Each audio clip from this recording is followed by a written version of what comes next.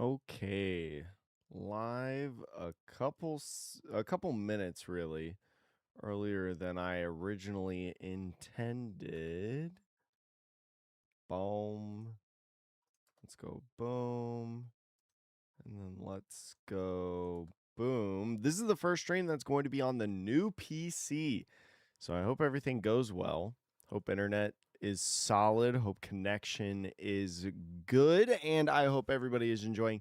This is the first championship of the season, the first Japan championship of the season over in Aichi. I'm excited to get into this with you all. Morticia, you need to leave the table before you knock things over like this book that I have sitting right here. I hope everybody's doing well. Thank you so much for joining in, whether you are watching from the VOD, whether you're watching on YouTube, whether you're watching on Twitch. I hope you're all having a great day, and I appreciate you all the same. And as we continue on in the stream, just want to get a couple logistical things out of the way. First of all, if you're watching the VOD, especially, the tournament is about to start in about 47 minutes, or at least that's when the live stream starts. Usually they start like the pre-show that they have when this timer counts down. They'll go live over on YouTube a little bit before, and then, they'll do the pre-show typically when this timer would, in theory, go down. If you want to watch the official live stream for yourself, you can go check out the link in the description below over on YouTube. But somebody just hit with a subscription. Captain Skeezy, thank you so much for the tier 1. I appreciate you, friend. How are you doing today? Thank you for coming in. Appreciate it. Hope all is good. Hope you're having a good evening. It is a late one, especially for me. It's about 12:30 a.m. for me. So I have got my Red Bull. I've got you guys. There's nothing else that I could ask for here in the world. Also, can't sleep addicted to 16 training. Oh my gosh. I just want to play 16 so bad. I want to play OP16 so bad, but also I need to just be careful because I have the OP15 championships coming up in LA. I'm going to the LA championships and I need to be ready for that. So trying to get a good mix of 15 and 16. But it is so tempting, especially now that like all the Japanese players have the OP16 cards. I am just like itching to get into OP16. People are posting polls, people are posting lists. Yo, what's going on, Hendel? How is it? This is not OP16 legal, unfortunately. Since OP16 came out in Japan earlier today, it is not going to be legal for this championship. It's going to be OP15.5, right? It is post-ban list, no Borsellino, Quasar in the same deck. I'd imagine that it's going to be very similar to our English format, so especially because this is the first championship of the season. You guys have been asking me for a long time, like, hey, Jake, when are you doing the Japan championships again?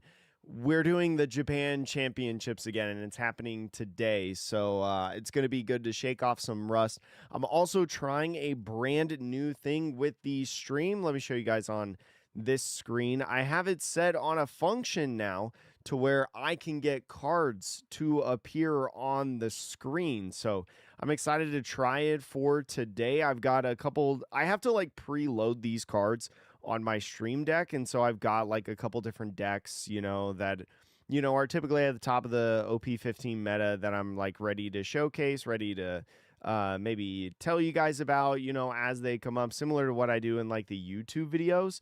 So very excited for that. Hopefully that'll help decrease some of the editing that I have to do post tournament when I upload the individual matches on YouTube and things like that. But we're trying it out. We're trying to get a feel for it, see if I can commentate and push buttons at the same time.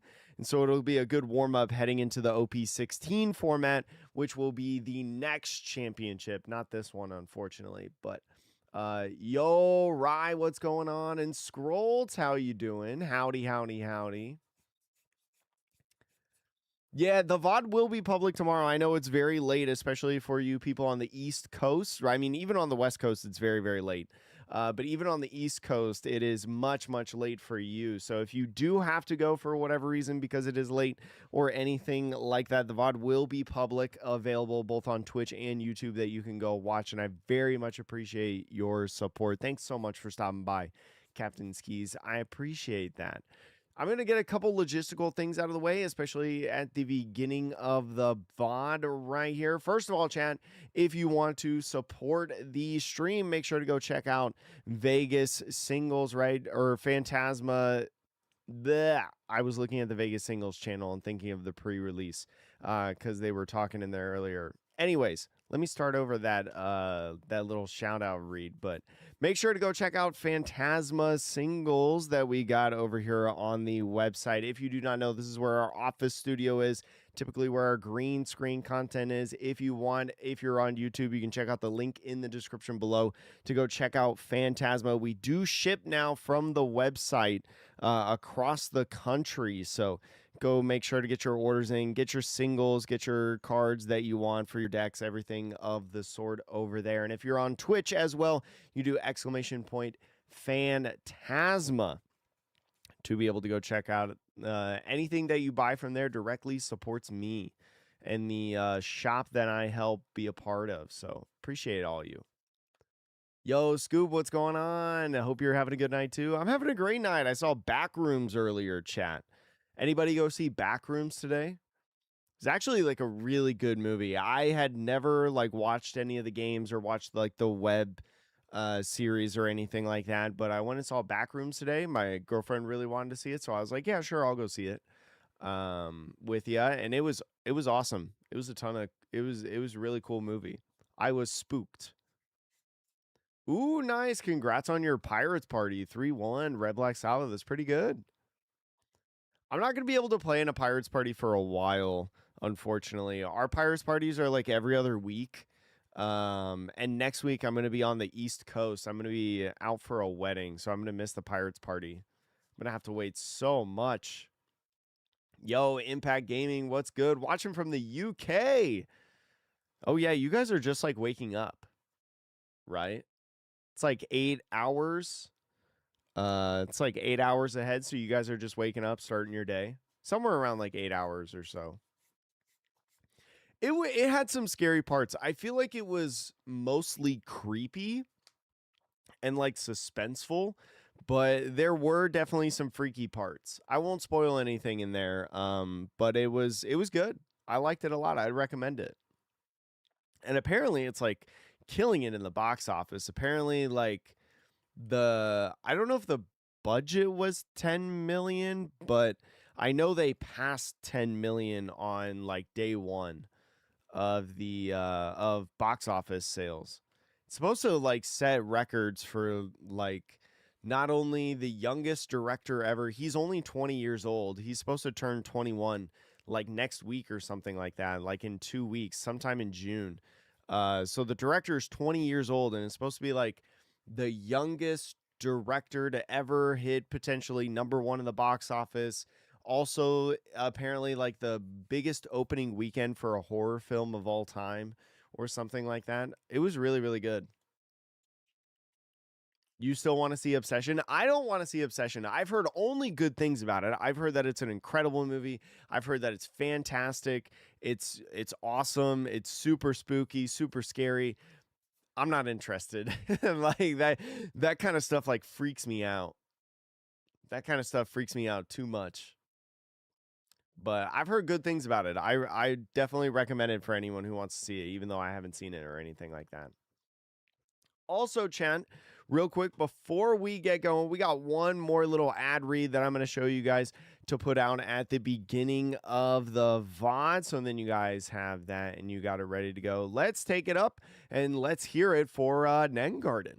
Nengarden's been stocking their website with so many new products as of late coming in this spring. For those of you like me that love Nengarden playmats, they've got 2 brand new pre-orders on their website, including Velvet Hollow and Sky Tyrant, featuring Perona and Anel. You can also pre-order the Jester or the Dark Sovereign playmats that have newly been put on the site. If you also love their crossbody bags as much as I do, they've released a ton of great new designs on their website that both include One Piece themes, but also some other popular themes. There's also a special deal with the crossbody bags where if you buy 2 of them, you get $10 off your order that stacks with my affiliate code. Don't waste any time and go check the link in the description below to check out Nengarden's website and use code Atrocious for 10% off your order. I've been using Nengarden for over a year now with all these different products that they make, and I just recommend every single one of them. And they've even got like pins, t-shirts, and things like that that I love on their website too. Thank you so much for supporting the channel, and once again, use code Atrocious at checkout for 10% off your order. Now, let's get back to the video. Hello. Welcome, Chad. Chad, I appreciate everybody joining me this evening for the stream. We got about 37 minutes. They delayed the stream about 15 minutes. So we got about 37 minutes until the stream starts. Again, this is the Aichi Championships. It's the first championships in Japan of the 26-27 championship season. It is OP15 format, so unfortunately no OP16. And even though OP16 did release yesterday, or today actually, today in Japan, we won't get one. I don't know when the next championship is. I do imagine now that we've got this championship, maybe the next one will happen in like 1 or 2 weeks. And then it'll really kick off because typically over the summer they just have a ton of championships like back to back to back to back. Yo, what's good, Carlos? How are you today? I'd imagine that today they'll also show the schedule for the different live streams for the different championships that are going to be happening this season. Because typically I feel like they showcase the dates at some time or another. So I'm excited to get into that, chat. Excited to get into that. I'm still trying to figure out like what I want to play in the OP16 format. What are you guys playing? Let me know. I'm really thinking about like Yamato. It's really hard because like Rosinante looks pretty solid. I don't know. I've heard a lot of people as of late say that it's like actually being overhyped right now. It's just like it just still loses to Purple and L, unfortunately. So it might not be, especially if Purple and L is still the best deck in the format, might not be all that hyped up to be, because I think you have to have like a chance against an L. I think you can't just like auto lose to an L. But yeah, people are saying that some people say that it's like really, really good. Some people say that it's definitely being overhyped right now. Teach honestly looks like a pretty solid deck, although a lot of people have been saying as of late that Teach is also being overrated. We have no idea because we have no championships. We only have sim stats and things like that and people's testing, which you can take with a grain of salt with some people. But I'm really curious. What's your favorite looking leader coming out of OP16? Mine is Buggy. I think Buggy has the best alternate art leader in the set. I think they did an incredible job on that illustration. Of course you're playing Sabo, Carlos. Of course you're playing Sabo.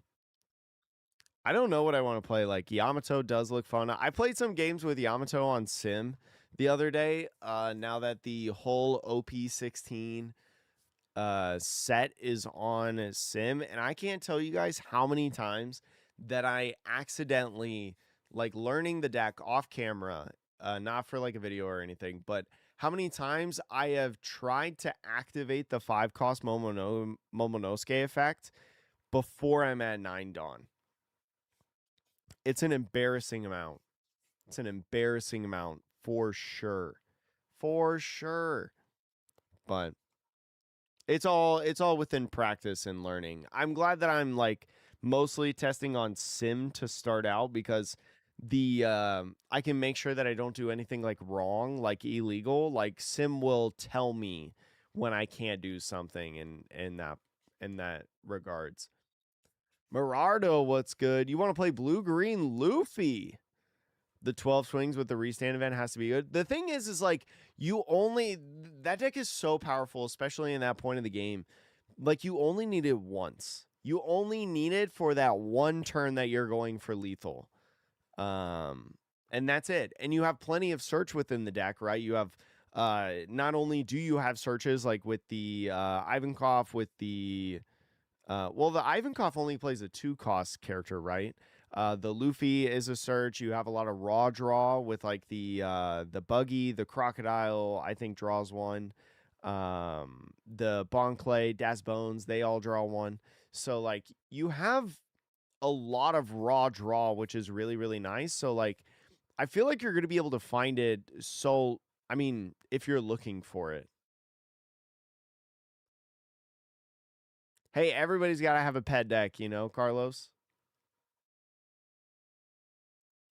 Now say it in Spanish. How about ask me tomorrow? Maybe I'll say it in Spanish tomorrow. You want to play Roger with the new 8-cost Whitebeard? I guess the 8-cost Whitebeard like is actually in theory like not too bad because it's a pretty solid boss monster. Your leader can become 9,000 power double attack every single turn. And then even defensively, like when you pair with like the 8-cost Roger, yeah, actually, maybe the 8-cost Whitebeard is solid. Maybe. I don't. Yeah. I mean, it's probably worth testing for sure. Yo, good morning, old man Logan. Hope you're doing well. A longtime fan of you too, Logan. Going to be seeing OP16 in this tournament. Unfortunately, not Shelly Belly, unless there's something that I don't know. OP16 just came out today in Japan. And so, to my understanding of how the legality works, this tournament will be the final OP. Well, it's really the only and final OP. Well, no, we've had OP15 tournaments, but this will be the final OP15 tournament that they've got. And yeah, it'll be legal starting next week for major championships in Japan.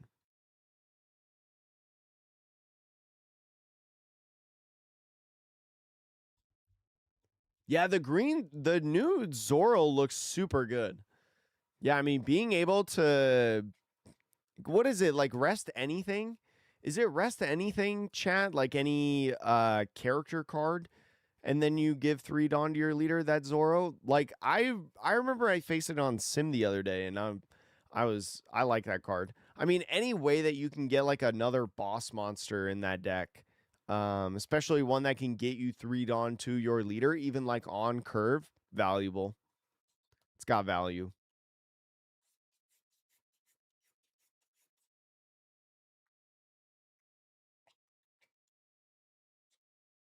It's really interesting, Shelly Belly, because like one thing that you could do is that you could just do a lot of testing like before the set releases, like with paper proxies and stuff like that.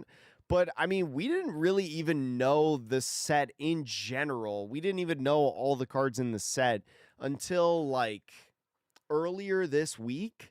So it'd be really tough, but like you could honestly pull something out like crazy that nobody's ever thought of before or like has ever discussed, you know, previous to it.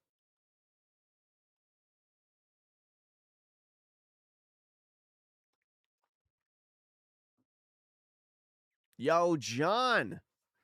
Hey, anybody but John is good in my books. Thanks for following. Appreciate it.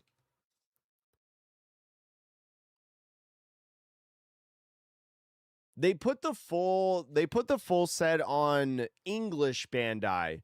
On English Bandai yesterday, I believe it was. I believe it was English Bandai yesterday, but it's been out a couple days. When the full set list came out, it was like a couple days before I put out my OP16 review video.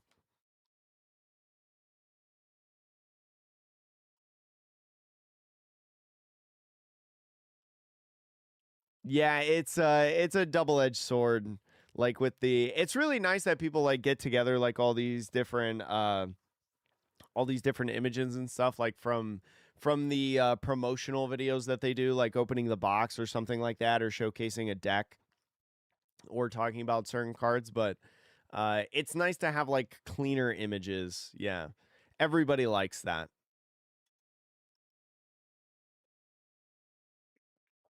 It's good. It's good for the game. Good for everybody. It's a good like having the photoshopped images and stuff like that is a good temporary fix. It's a good temporary fix, but I've done only a little bit of OP16 testing, not too much, but I want to try, especially after this championship that we've got tonight. Especially after this championship, I want to get in more on the OP16 content. I want to wait a little bit before I put out like a tier list or like a meta video or anything, because I feel like the meta videos right now are like way too early. I feel like a lot of people, I mean, to each their own, and there are some people, well, actually no. I mean, there's some people that have done a ton of great testing already and have put in like so many different games, but there's a good amount of people that I've seen that it's it's like predictive, and I understand predictive, but I feel like if I want to make like a tier list video, I want it to be more like accurate to what the meta actually is. So I kind of want to wait a week or two.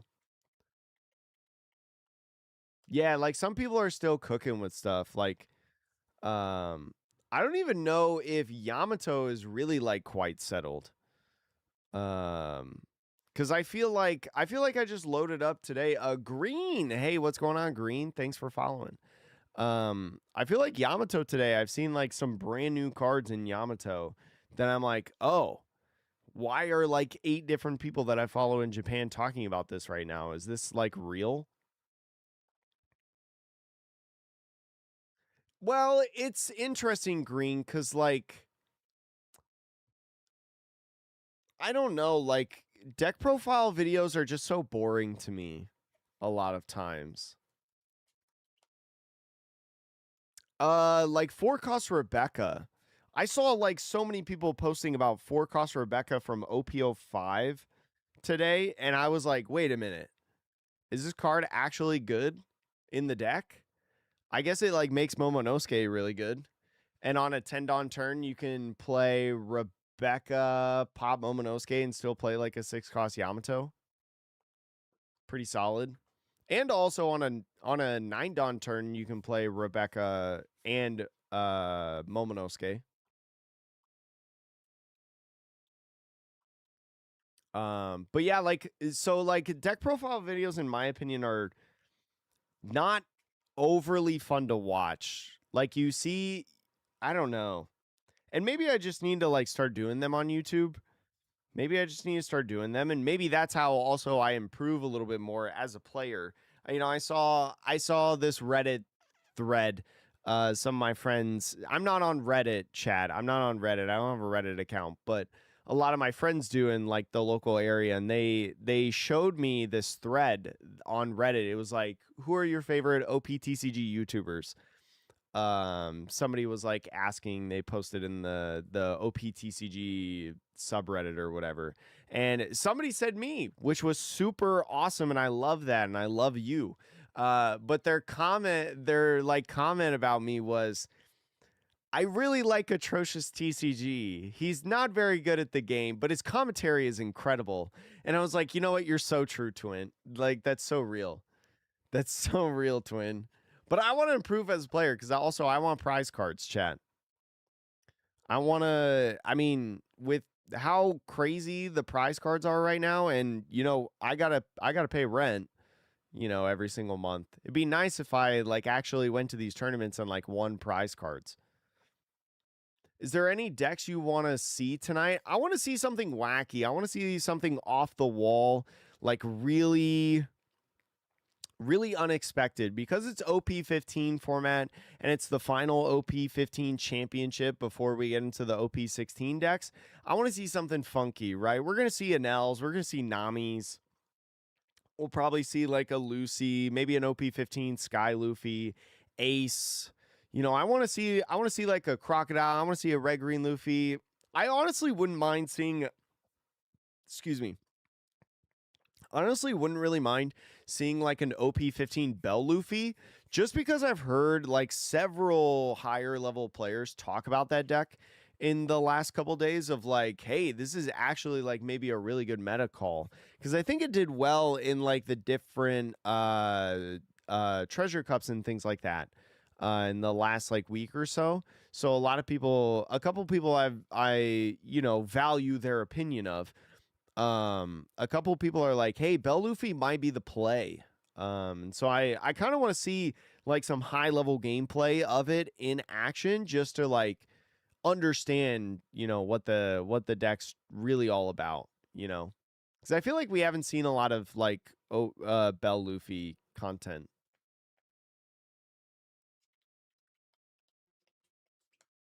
Money laundering? What? What do you mean by money laundering?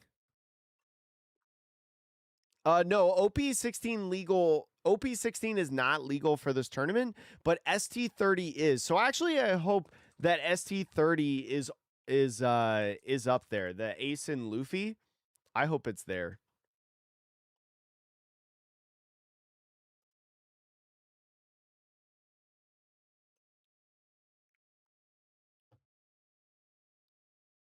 I hope ST30 is there, because honestly, I don't. But the problem is, I don't think the deck is very good. I think it got like a lot of excitement when it first came out, because it's a 4 life 6,000 power leader, and it's Luffy and Ace and Marineford, which is like super, people love it. Um, but I don't think the deck is that great, unfortunately. I would love if the deck. I mean, if it's in the top cut today, they'll stream it more than likely. Yo, what's up, Nathan? The tournament starts in about 21 minutes. Chat, if you're ever wondering when we're on this screen, there's a little timer here. I guess I gotta. My mouse doesn't show up on the screen, but there's this little timer in the corner of when the stream starts right here. So just look at that timer if you're ever curious on when the tournament's gonna start.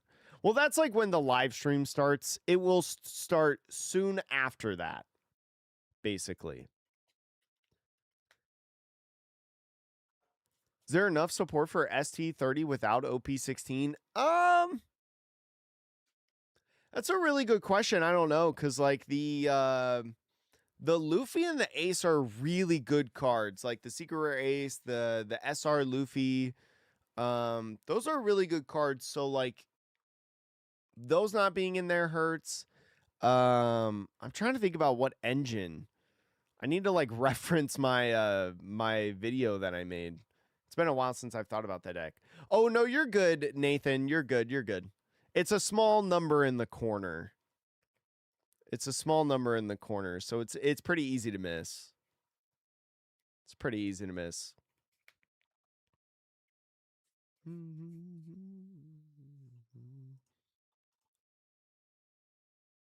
Let's see.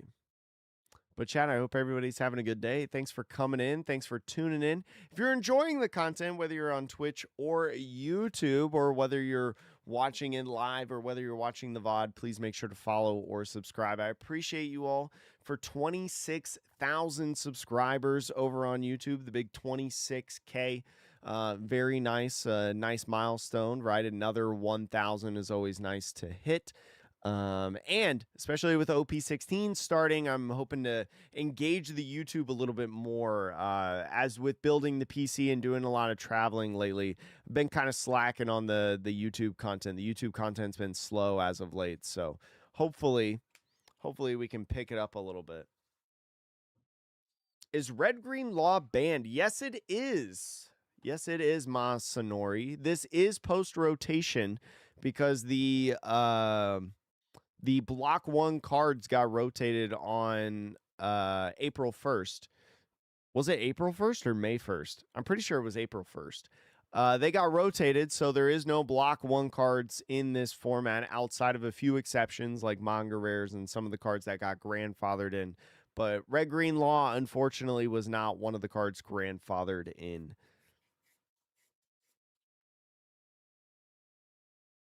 Yo, Rhinek, what's good? Oh, was it May in Japan? Oh, I didn't know that. I thought it was April 1st worldwide. I mean, either way, it is rotated.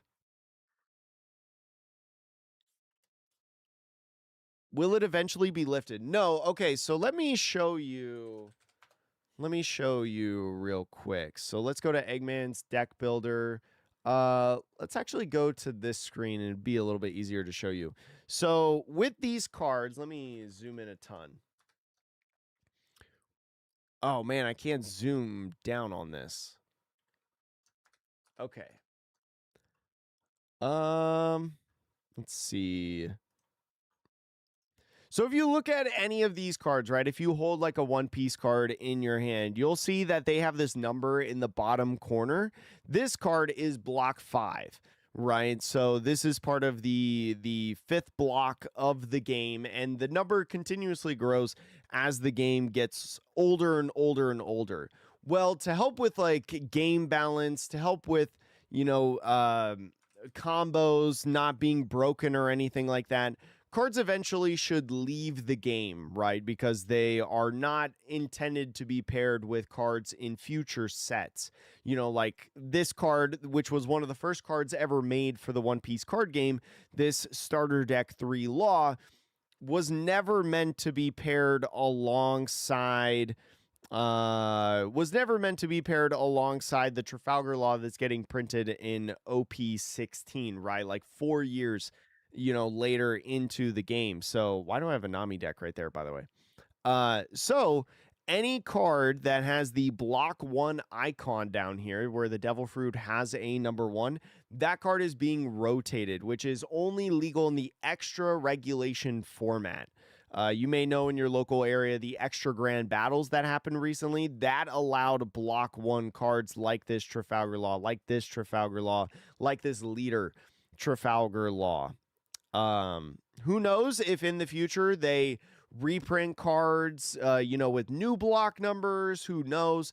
But as of right now, only cards block 2 and beyond are legal for the what we call standard format in the One Piece card game. This tournament's being held in Aichi, Japan. No mayor. Hopefully I said that right. Hope you're doing well, by the way. Yeah, this tournament is in Aichi, Japan. Which I wonder if that's why it's starting so late. Like it is so late typically. Usually they start like an hour and a half earlier than this. I feel like the last couple. So this one real late. Of course, I will definitely explain. And Masanori, thank you so much for subscribing. I appreciate that.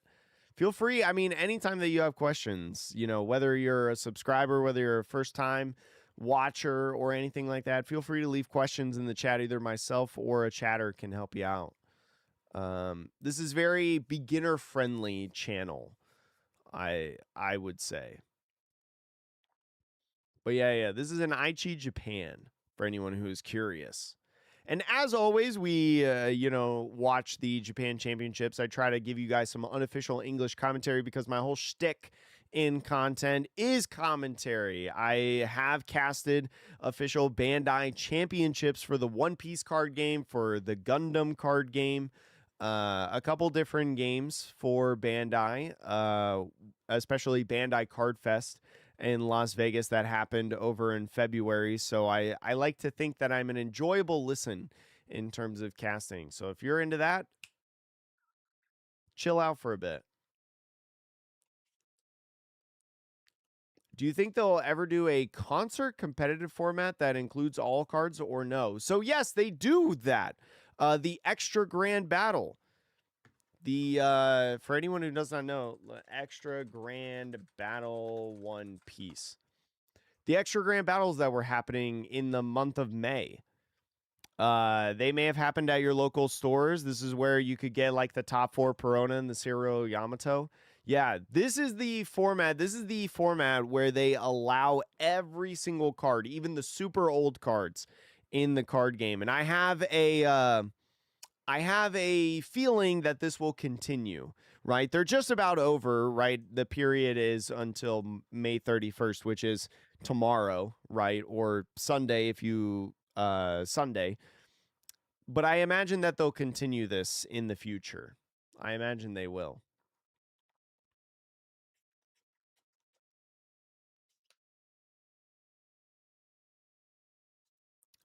Yes, there are some block one legal. There are some cards that are block one that are still legal though, like the manga rares that I talked about. Any card that has a manga rare is legal forever. It will never rotate. And then there's a couple of them. Any card that got reprinted in PRBO2, that card is also grandfathered into the block 2 format.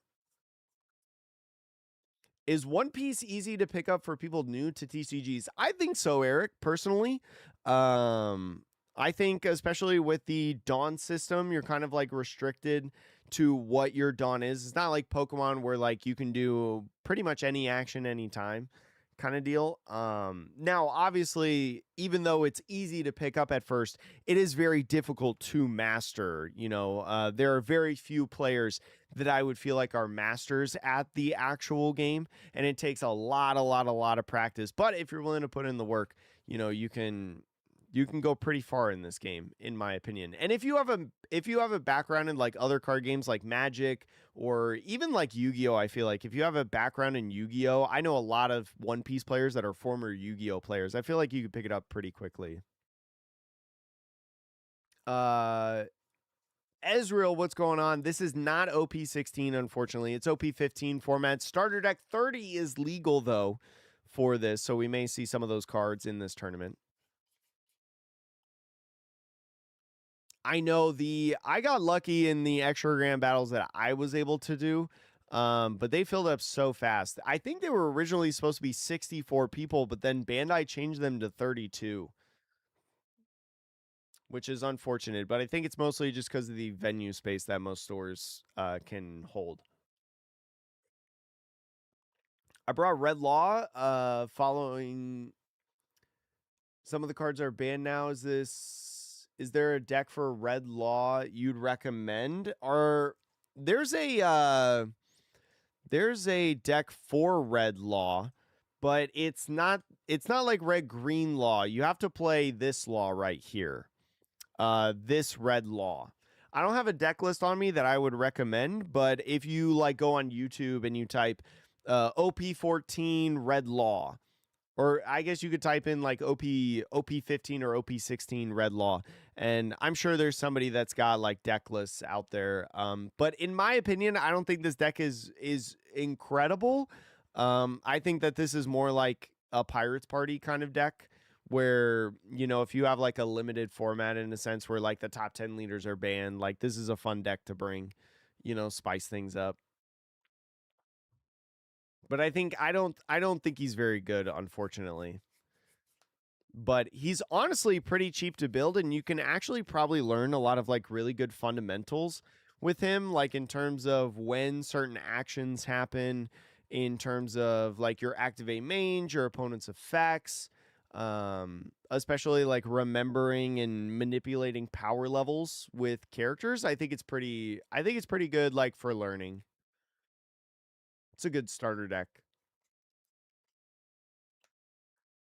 Predictions for what block 2 get grandfathered into the new block?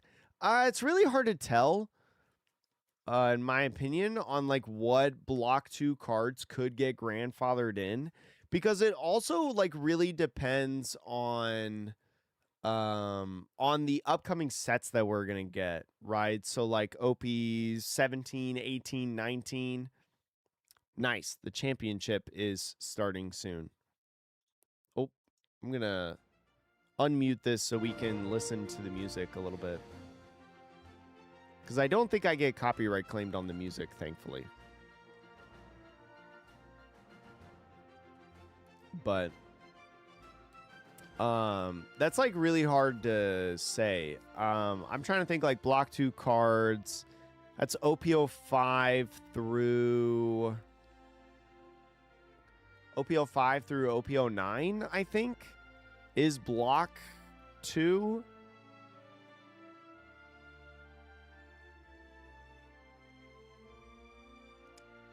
I think it'd be really interesting if like Electrical Luna got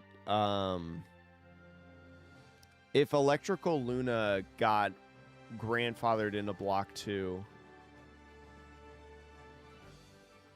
Good morning, Lokrai. How are you doing?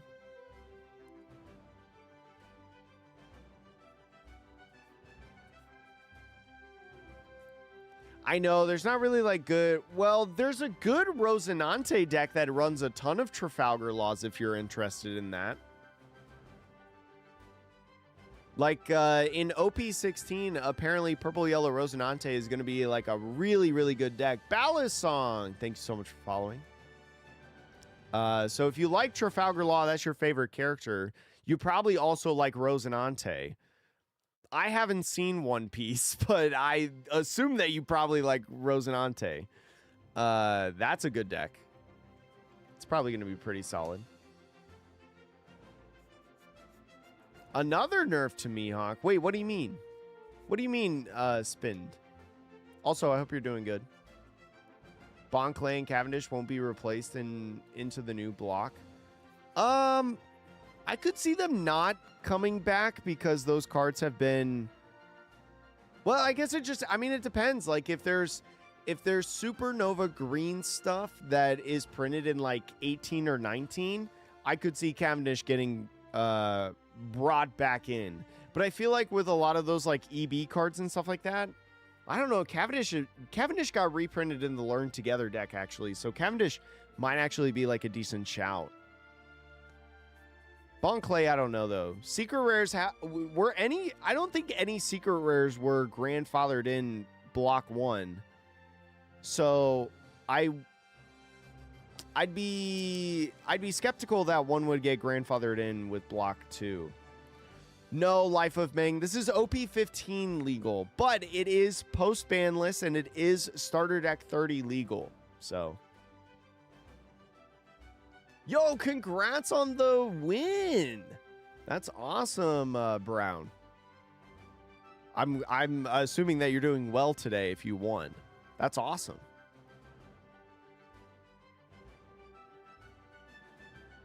Oh, Electrica Luna leading would invalidate the deck. Well, I don't know. I mean, there's still like different freezing effects that Dracula Mihawk can run.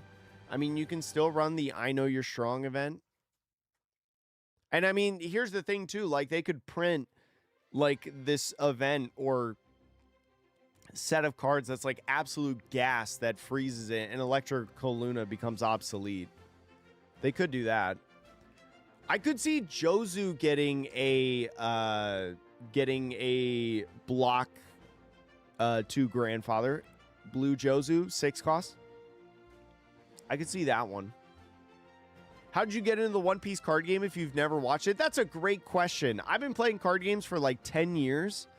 And so I had heard that there was this new card game called the One Piece card game that came out.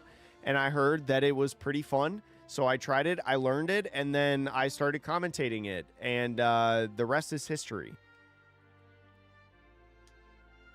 Yo, Narcy, what's good? Hey, congrats on your start to streaming. I hope it's been going well. When does it start? It should be starting soon. When they go into the full screen and they start the stream and they do the music, that means it should be starting within the next like 10 minutes. Yeah, Narcy. Yeah, I recommend anybody make content if they want to make content. Like, just do it. Just do it. Yo, 619, how you doing, Danny?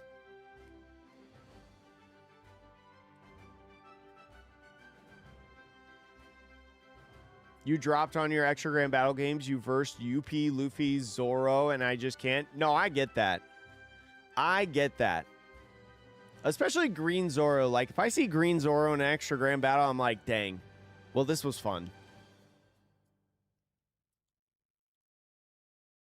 Hey, the VOD, Gigsby, for anyone who is also curious, the VOD will be public, you know, for you guys to rewatch, whether you want to watch on Twitch, whether you want to watch on YouTube.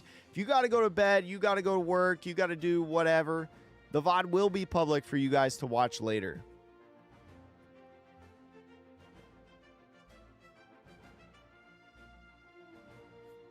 With the new anniversary set coming out, is it a good time to get into Gundam? I don't know. Like, Gundam's format sucks, in my opinion. Like, the meta being either hyper aggro or blockers for, like, 4 straight sets now, I think it's not very good. But that's just my opinion and someone who doesn't play, like, all the time.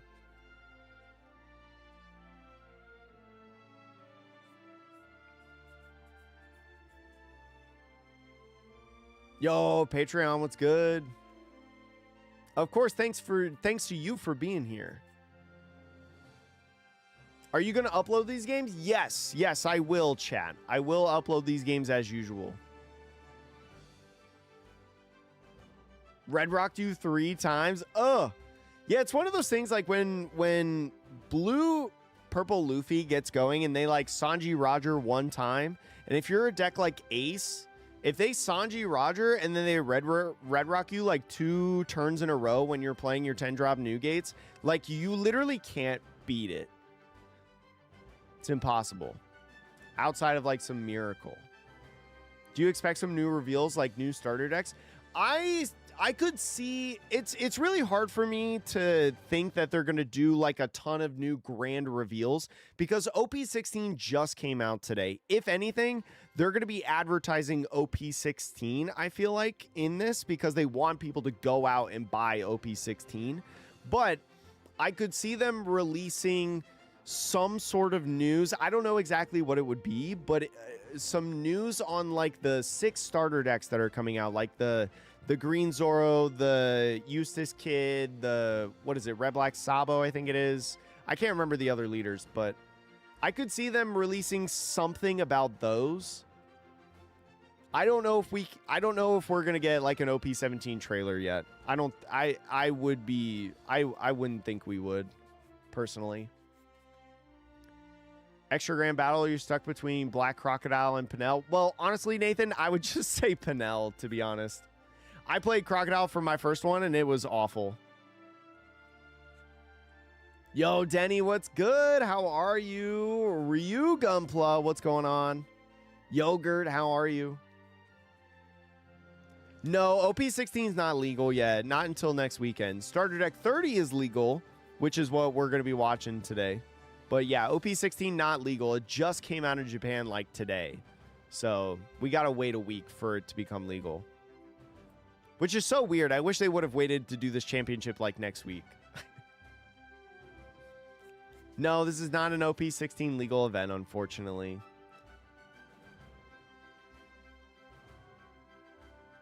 What's the likelihood that we get OP17 leader reveal like we did the Roger back in set 11? Not likely today, in my opinion. Not likely today.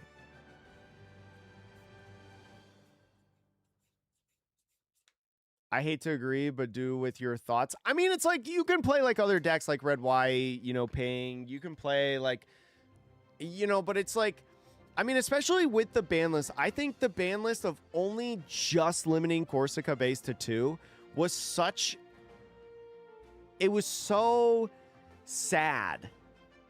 It was just sad. Like, that's the best way to put it.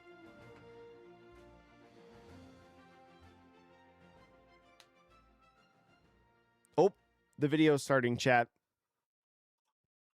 Here we go. Man, I love this. Oh, this actually might be a new trailer. I don't know if we've seen this trailer because this is the first. Is this the first championship of the new season? Pretty sure it is. Oh, there's Worlds. Wasina, the world champion, chat. Washina!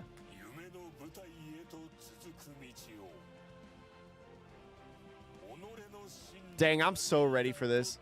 Oh my gosh, they were showing OP15 cards there. Yeah, that kid was holding a Bell Luffy.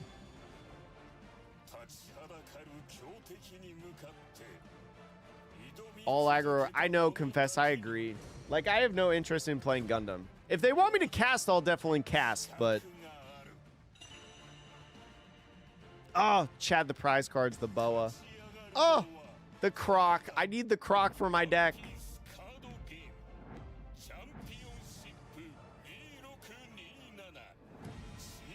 Chat, we're also going to be doing this thing with the stream. Oh, man, this fire is so cool. We're also going to be trying a new thing with the stream today. Actually, I'm going to mute them so then it's not like multiple people talking on the stream and confuse you guys. We're going to be doing a new thing with the stream. I have programmed a bunch of cards to appear during the games that we're going to be watching tonight. So this is going to be a little bit of rust. Oh, Gavin looking good in the suit. I think did he get a haircut recently? I feel like. We're going to be trying out these buttons to see how well I can push them while trying to commentate on the stream. It can go really well or it could go really horribly, but this stream is going to be a test run for how well I can do that during these championships. It's going to be a good old test run. They're showing the next bans. If they showed like a ban announcement, I think I would be shocked, honestly, because I think it's too early to make a ban announcement. I think we can be close, but I think it's too early.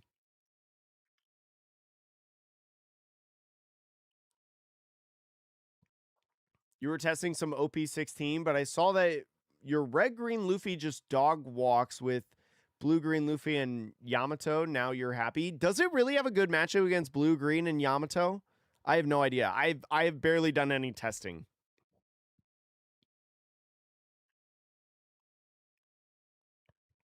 I know he's got like some highlights in there now. Yeah, Gavin, he's looking fly. My man.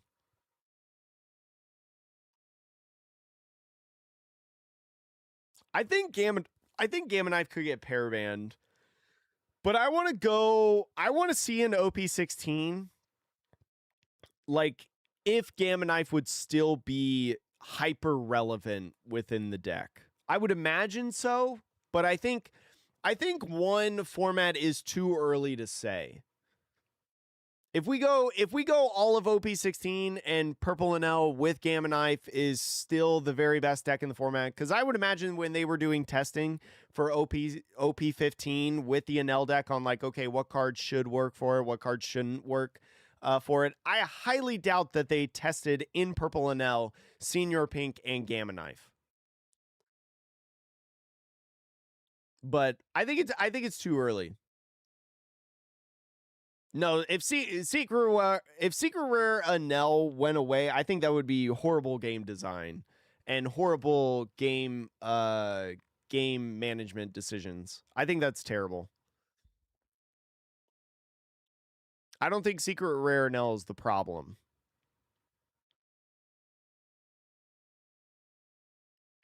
Yo, good luck at your store championships tomorrow, Confess. You're running 1 year. Yeah, like I can't believe 1 Year War is a deck again. Like the set one deck.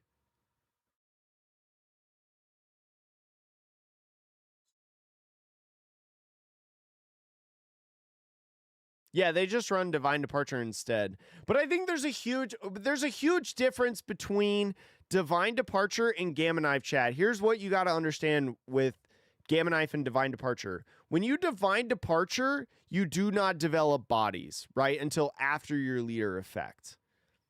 Because you have to use all 6 Dawn. You attach 1 and then you rest 5. Right? You can Dawn minus, but then you just get 1 Dawn back from your leader effect to then use as like a 1-cost body. With Gamma Knife, you use Senior Pink, right? You develop a 6K body and then you use Gamma Knife. That's the big difference, I think, between Divine Departure and Gamma Knife, and why most everybody prioritizes Gamma Knife. It's just that much better of a card. And I think it would drastically change the deck. I think it would change the deck a bit.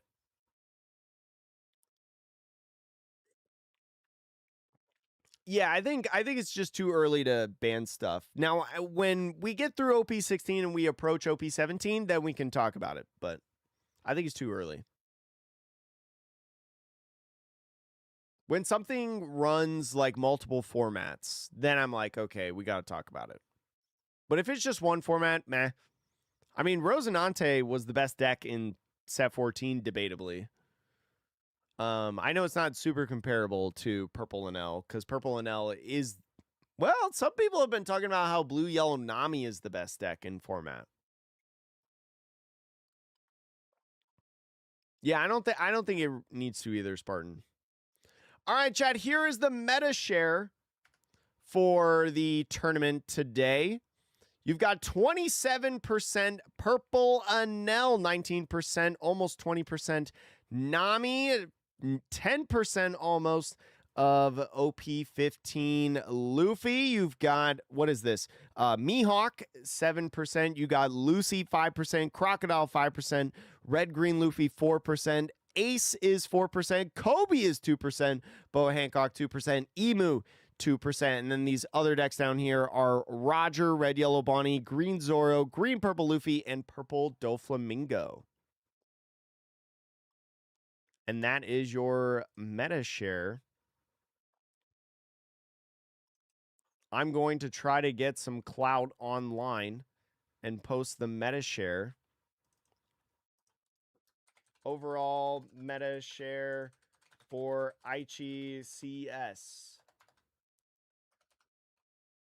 27.5% Panel. 19.5% UI Nami. 9.5% OP15 Luffy. We got 6.8% Mihawk. 5%, what is it, Lucy? We got 5% Croc. 4% Red Green Luffy. 4% Ace. Oh, and there's the top cut right there, chat. So actually, I'm just going to post about the top cut. In the top cut, I don't think it's going to surprise. Top cut share for Aichi CS.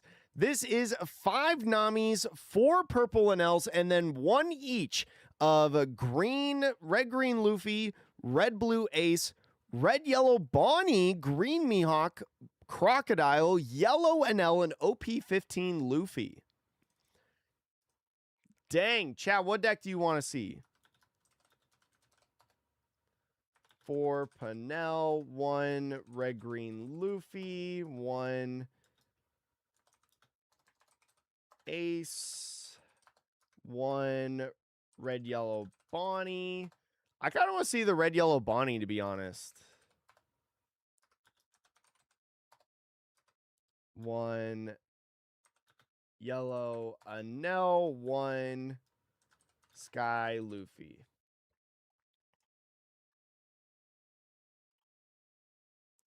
Let's see.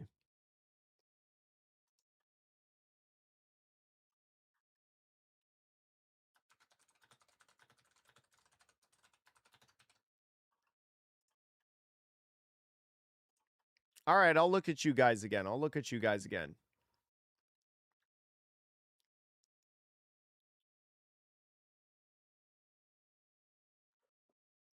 Krieg Uprising coming in OP16. Yeah, Squash, and you're going to be the #1 player on Krieg. For sure.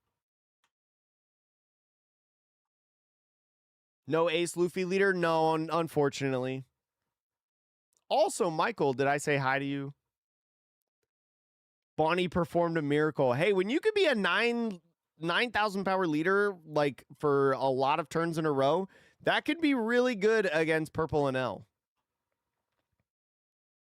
Is it day 2 already? These are typically 1-day championships, chat, for anyone who does not know. They typically do all of Swiss and Top Cut on the same day. It's like a 1-day regional.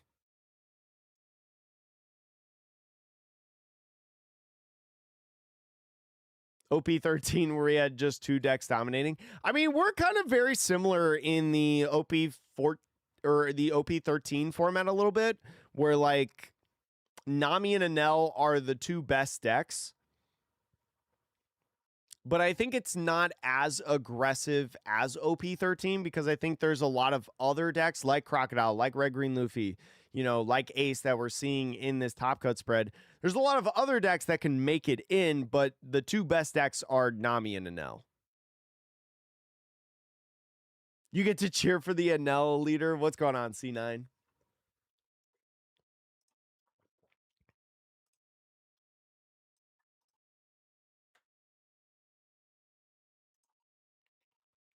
Also, C9 Hooligan and Balasong, thank you so much for following over on Twitch. Appreciate it. Chad, this is also like a new PC with like, I've got like a temporary monitor over here. This is a setup that is somewhat temporary just so then I could get the Japan Championship for you guys this weekend. And so I am going to try my best not to be bad at anything because I am unfamiliar with some things that are happening here. Yo, good morning, Sean. How are you? You made it just in time. We're about to hit the top 16 match, Sean. Yes, Nami was the one with 5 players. Nami is the most populous deck in Top Cut with the Nell following. Panel. 9K leader, correct. OP16 is not legal, Ride the Lightning. For anyone who is curious, this is not OP16 legal. OP16 just came out in Japan, and so similar to the West for major championships, there has to be a week time after release before it becomes legal in the championship series. Yo, Yamato looks like a ton of fun. I played it a little bit on Sim. Black Yamato looks fun. Yes, I did, Sean. I did. There are cards that appear. There are cards that appear. Oh, I got to make sure not to push the buttons too fast because then it messes up. But yeah, I have cards here. I don't have cards for, what is it? Bonnie. I don't have cards for Bonnie. I feel like there was another deck that I don't have the cards of. I don't have the yellow Enel and the Bonnie. I don't have deck buttons for those, but I've got it for all the other decks in Top Cut. So hopefully that saves on my editing a little bit.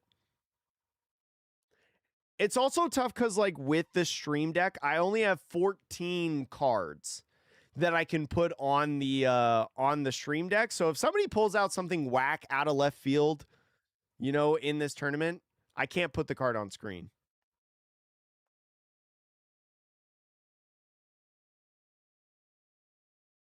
Hey, thank you, Gunplay. I appreciate it. I know, yeah, I want the new ones too, but we'll have to wait until later. All right, we're going to see McDonald's Bonnie chat here for you. This is the red-yellow leader that came out in OP15, part of EB04, right, as it was combined for us. Let me take you a read on this leader in case you are unfamiliar with what it is. On opponent's turn, if you have 1 or less life, this leader gains plus 2,000 power. And then on the activate main, once per turn, give up to one of your opponent's characters minus 1,000 power for the turn. Then if you have 2 or more life cards, you may add 1 card from the top of your life to your hand. It's going to be going up against Dracul Mihawk. Dracul Mihawk, right? A very nice deck. One of the best decks in OP14. Has fallen off a little bit in OP15, but has made it within the top 16 in this championship. If your opponent's leader has the slash attribute, this leader gains plus 1,000 power. Not relevant in this matchup, but something to think about for other matchups along the way. But it has an activate main once per turn. You rest 1 of your cards. If there's a character with a cost of 5 or more, then you can set up to 3 Dawn cards as active, but you can't play character cards for the rest of the turn. So it's going to be really interesting. What's going to be very prevalent for Dracul Mihawk probably in this match is his ability to free some of these characters like the 7 cost Zoro. that we see in the hand. We also see an interesting card from this Bonnie, not only the unblockable Sanji and the baby fives, we also see Vroom in this list. I did not expect to see Vroom in this deck, right? That Supernova Heart Pirates type card. That's that 1-cost event that you see in the hand. If you have 1 or less life, up to one of your leaders or character cards gains plus 3,000 power during the battle, and then you set a character with cost of 5 or less as active. This can probably work very well with something like Borsalino, right? Which is in this deck more than likely, as Borsalino is one of the best yellow cards in the game. So we'll see if Vroom gets any action in this one. The Dracul Mihawk in this hand has a little bit of a slow start, right? No 1-drop searchers. All we see is that 1-drop Scratchman of Pooh in hand, but they will be able to play a 5 costs or higher character on their 3rd turn of the game, whether that's Tashigi on the odd curve, whether that's Trafalgar Law on the even curve, right? And then in the later stages of the game, you got Law and Beppo. I'm a little bit worried about the beginning of the game for this Dracul Mihawk, right? But Bonnie doesn't really have that good of beginning of the game either, so we might see a really awkward game for both players to start out in the gate of this one. Going to be really interesting to see, especially with the 5-cost Tashigi in Mihawk. This is something that we've seen a lot of players in the last couple weeks out here in the West, honestly, really utilize in their Dracul Mihawk decks. Definitely a new develop and a start of the match. Here we go, chat.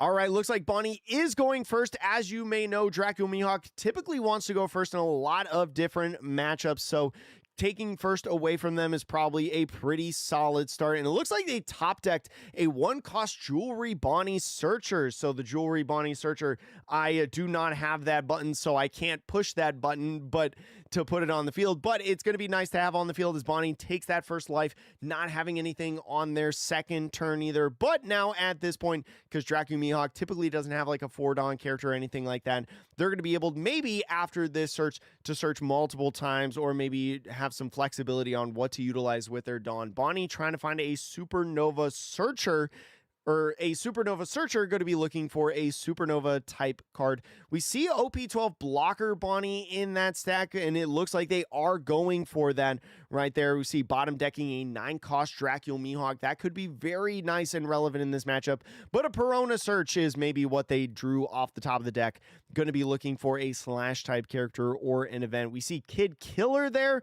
Kid Killer might be nice to be able to grab just to get another search off, as that guy's big head is in the way, but looks like it's going to be going for Law and Beppo. Law and Beppo is going to be nice to be able to, in the late stages of the game, make sure that Bonnie can't swing with these big, high, and powerful characters or anything of the sort. So going to be going in, going to take that first life, baby 5 trigger off the start. It's going to be a draw too. Very nice to be able to build up this hand for the Bonnie as Bonnie goes down to 3 life.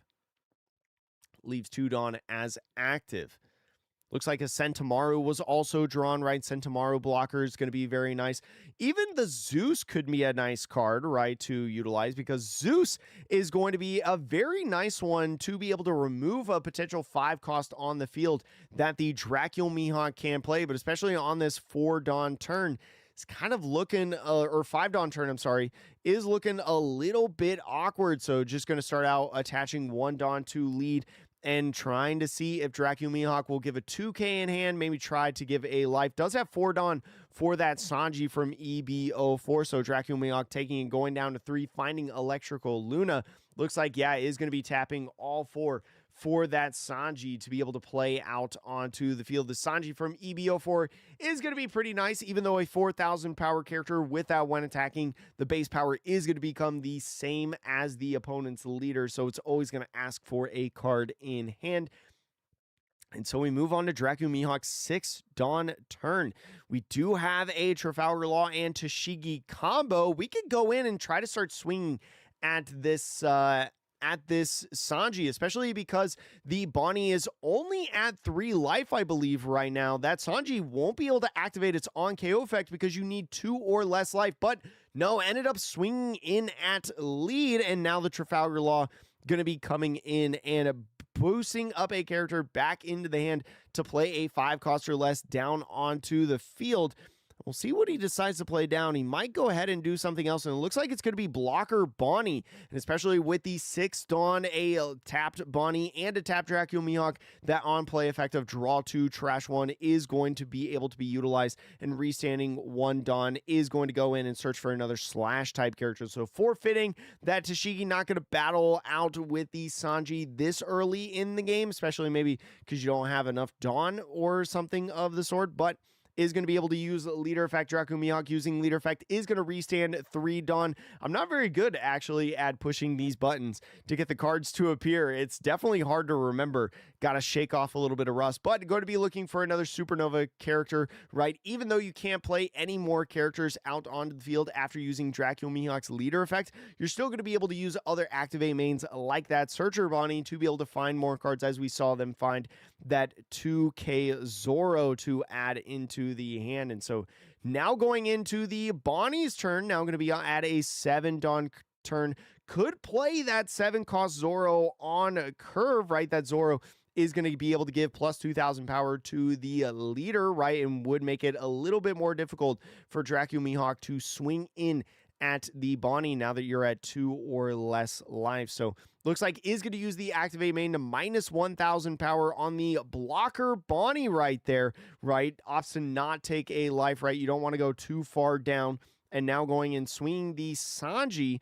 We'll see. The Sanji will be swinging 5,000 power because it copies the base power of the opponent's leader. But looks like it is going to be swinging at the Searcher Bonnie. You don't want any more free searches from the Bonnie as of right now. And it looks like tapping all the 7 is going to get that Zoro out onto the field, right? Boosting up your leader by plus 2,000 power through your opponent's turn is going to make this a 7,000 power swing over either at the Blocker Bonnie, which is only a 5,000 power character, and it looks like it is going to go in that direction right there.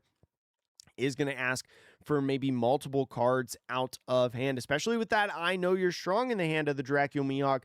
That's not going to be able to go to the Bonnie, right? That only goes to leader for that counter power. So you got to give up a 2K, 1K or something along the lines in hand. And it looks like he is with the Scratchman Apu and also the Kid Killer, right? And this Bonnie going to be able to restand as a blocker.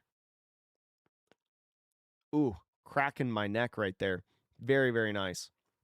And so Dracula Mihawk now on to the 8 Dawn turn. Has a couple different plays that he can do, right? We see another Trafalgar Law in the hand, that 6 cost that he could play. Does have a stun Bonnie that he can utilize, right? Especially for the Bonnie leader, right? Being able to cheat out the secret rare 10 cost Luffy, maybe stunning one of those Dawn to be able to prevent that play in the next turn is going to be the ideal strategy. So there it goes. That Trafalgar Law coming in is going to go ahead and stun one of the Dawn, especially for that play right there. And then after using one more Dawn, is just going to go in and search one more time. Finds a 9 cost Dracula Mihawk. This is going to be such a great start from the Dracula Mihawk, especially with that top deck of that Searcher Bonnie. It's just all come together after that. And so now using leader effect to be able to tap the Perona and restand 3 Dawn is going to be able to attach a couple Dawn onto the leader and now swing in at this Bonnie for 7,000 power, matching it in total.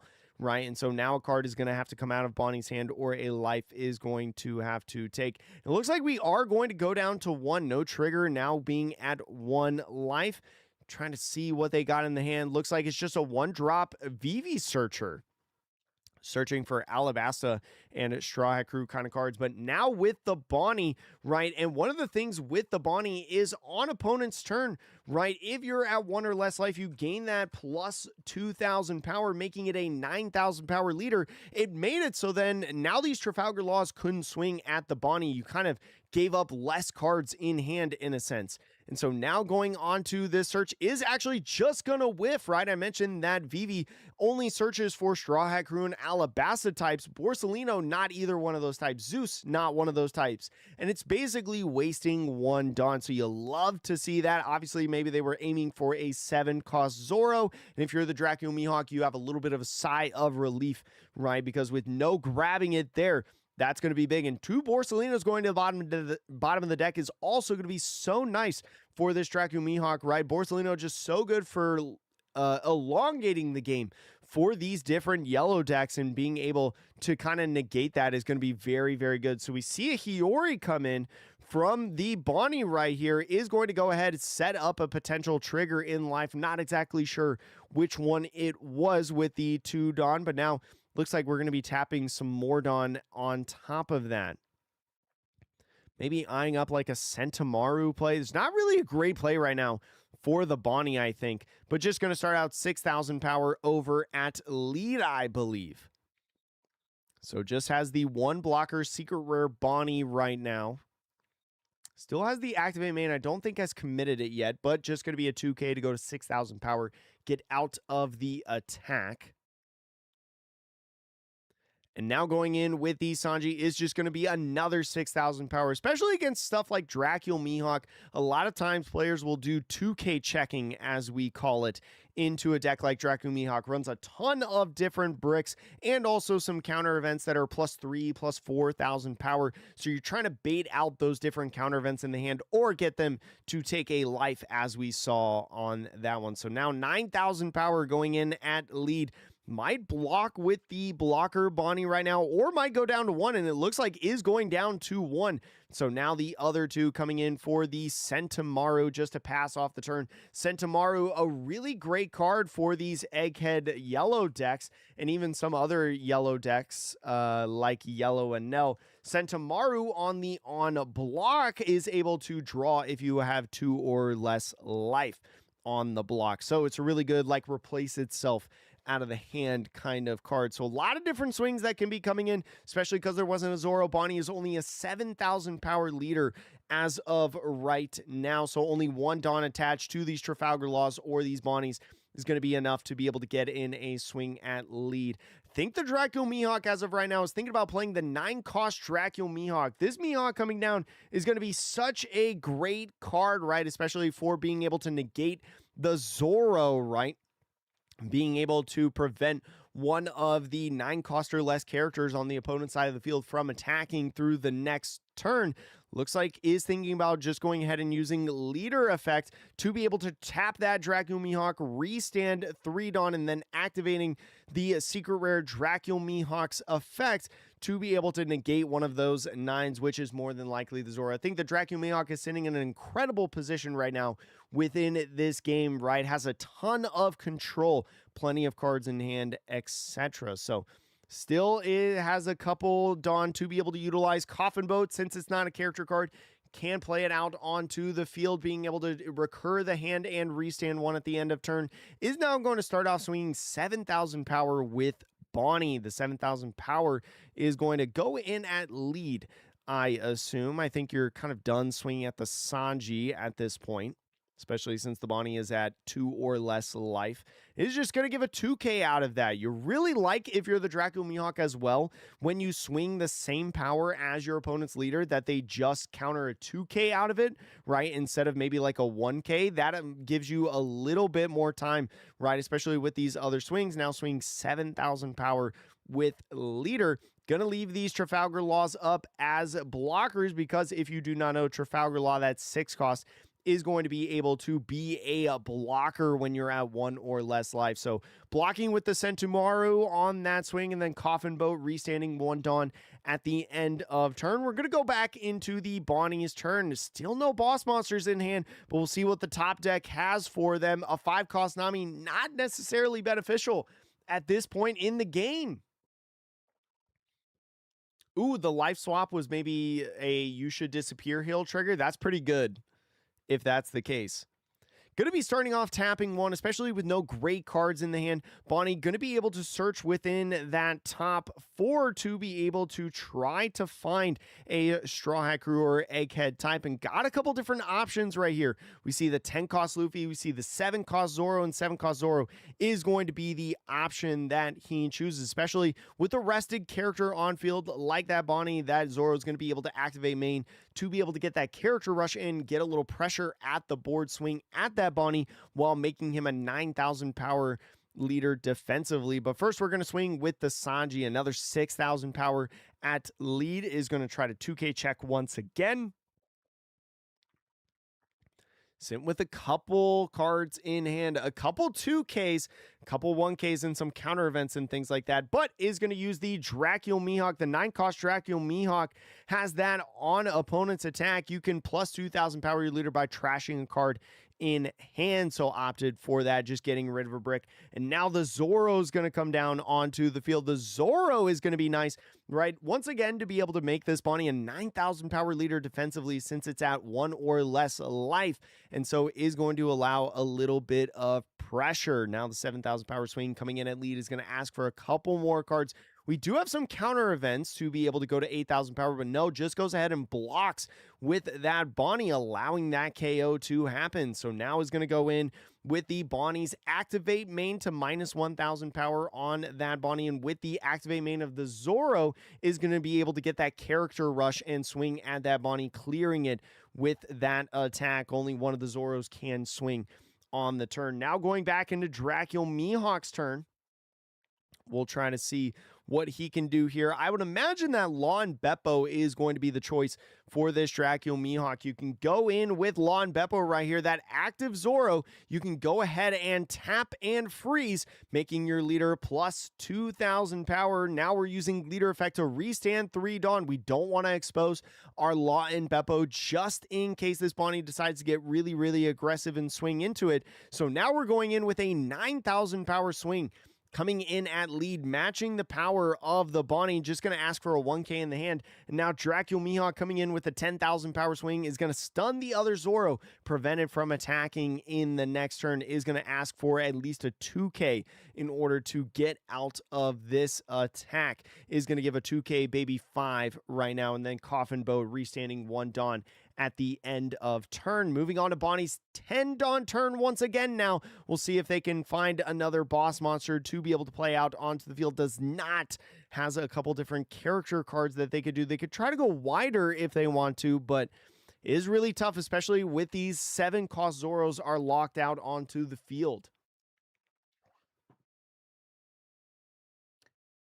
But yeah, chat, Freddy, sorry, it's hard for me to talk to chat and commentate at the same time, but OP15 is not legal for this tournament. Just released in Japan. Next weekend, OP16 will be legal for major championships.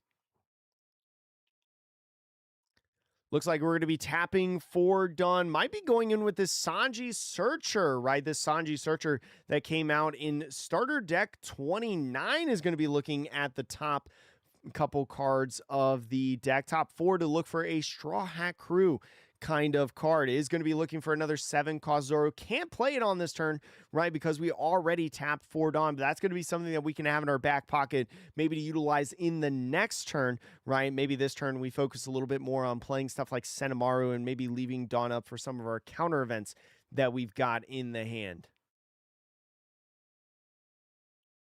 Is going to be swinging in now right there, the 5,000 power, or the 7,000 power, I'm sorry, because it matches the power of Dracul Mihawk, is going to be just a 1K Perona to get out of that attack. Now Bonnie swinging 7,000 power. It's going to ask for another card on top of that. Dracul Mihawk starting to run out of cards here in the hand.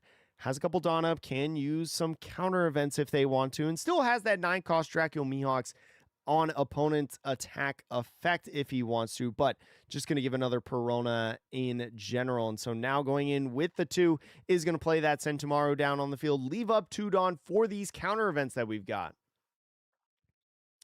Oh, I should add OP15 championship to the Twitch title. Chat, can you help me remember after this game to update the Twitch title to say OP15? I think these sleeves came out in English submission. I don't know when the next one is. I assume sometime in this stream, they're going to announce the rest of the tournament schedule for the next couple months. So Law and Beppo coming down onto the field yet again is going to once again stun one of those Zoros, right? And then since there are 2 or more rested characters, going to get that plus 2,000 power yet again. Dracul Mihawk's leader effect restanding 3 more Dawn, going to attach 1 onto lead and go 8,000 power right now. Is going to ask for a 2K in the hand.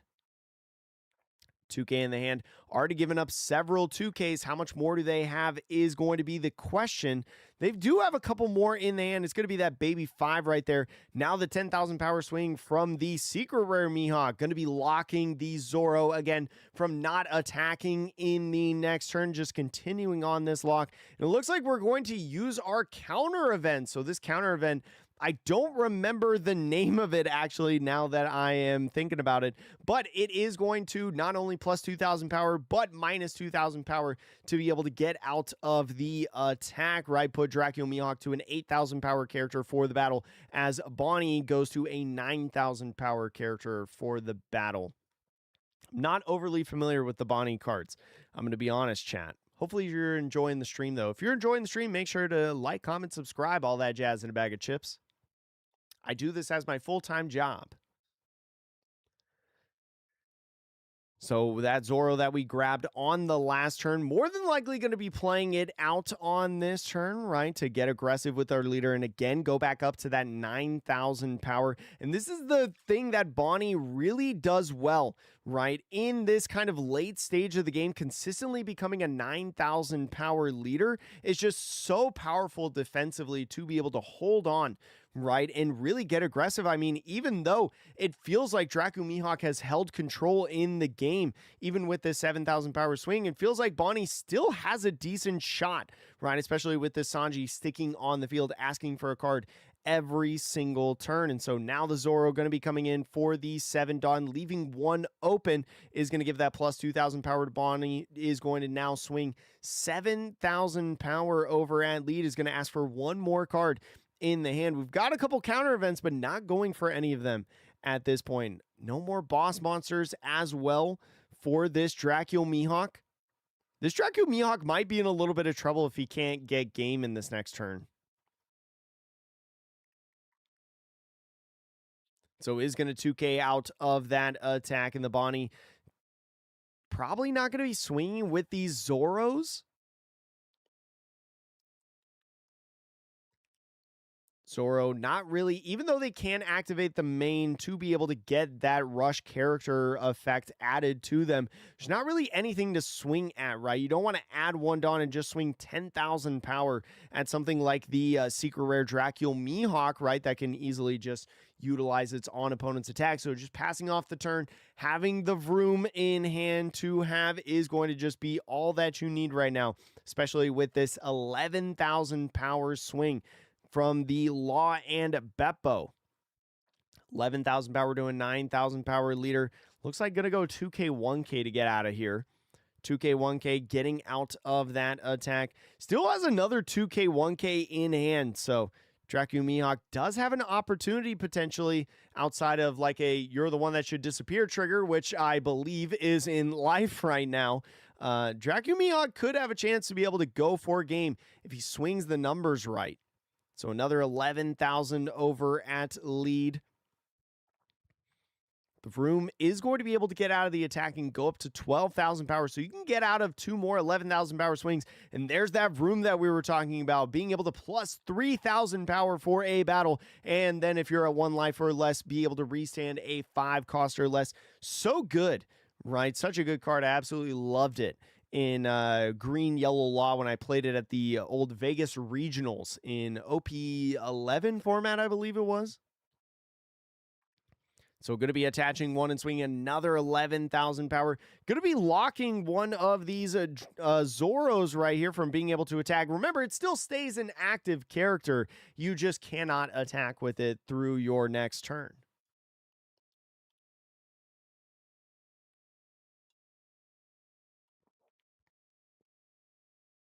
Chat, the alignment is not until OP17. And so it is going to be a 0 cost trigger.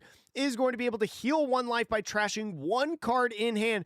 But if the Dracula Mihawk splits the numbers right, they still have 9 Dawn left. If they go 5 Dawn on 1, or wait, no, I'm sorry, 4 Dawn on 1.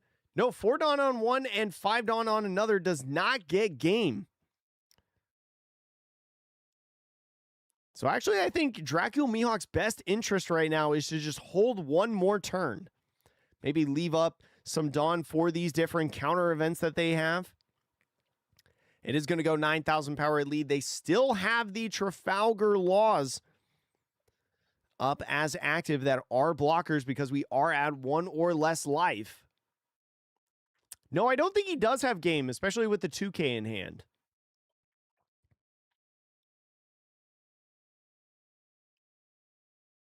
The global simultaneous release does not happen until OP17. So is going to take a life, is going to be another 2K in the hand, but that's not a boss monster to really help you push for game at this point. Especially if the Dracula Mihawk decides to be passive and just leave up all 5 of this Dawn as active. I think we have 3 counter events in the hand. So is going to Electrical Luna to keep this rested Zoro and Sanji as rested, and then go ahead and use leader effect to restand 3 Dawn and just pass with 5 Dawn as open. The only things that you have to swing with the Bonnie right now are the Sanji and the Zoro. Not looking good for the Bonnie in this game.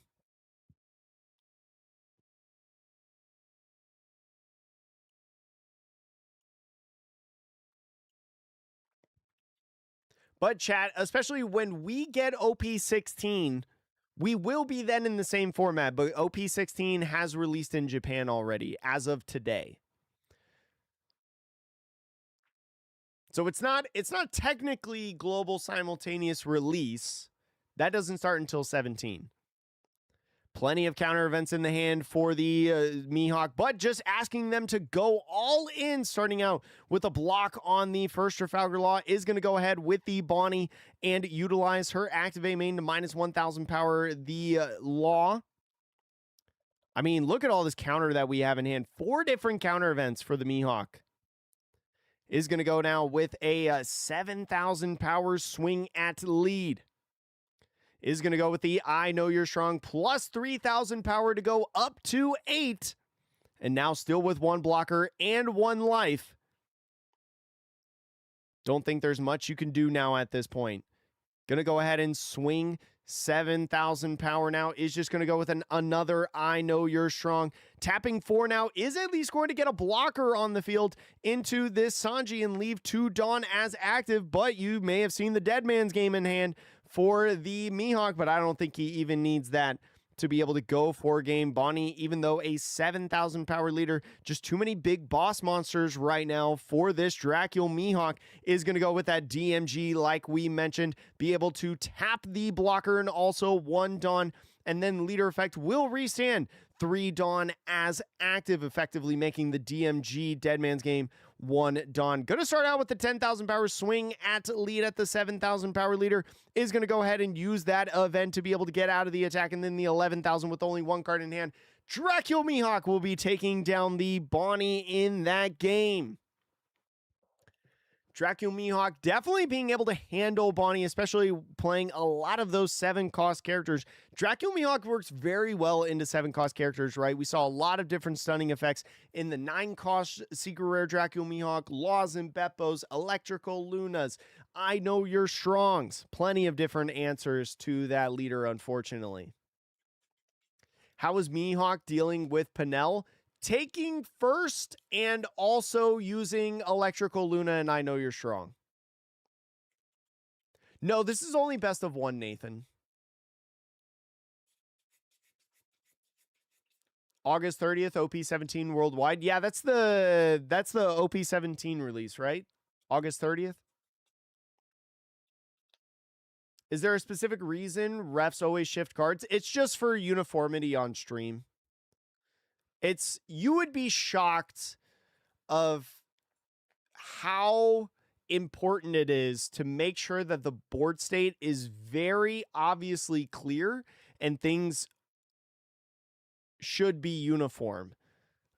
Because the average person that watches and comes across these championships, you would be shocked how many people actually get confused why some cards are rested one way and why some are rested another way.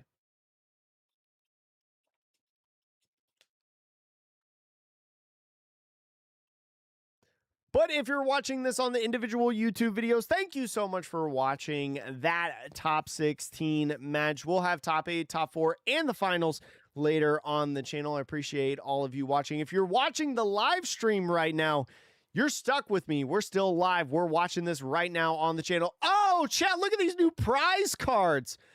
Ooh, 4-cost OP15 Heal Zoro and the OP16 Boa. Oh, man, these are pretty. I'm going to post this on Twitter.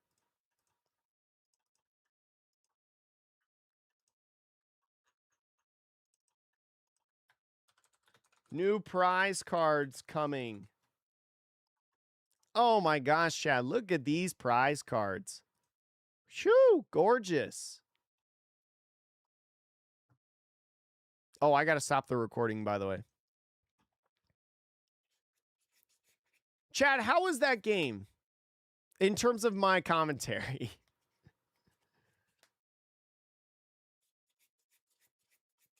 Who died? Nobody. I mean, I died. Look how beautiful this Boa card is. Look how good the Zoro looks. Oh, man, Chad. Oh. I don't know when these cards are being released in Japan.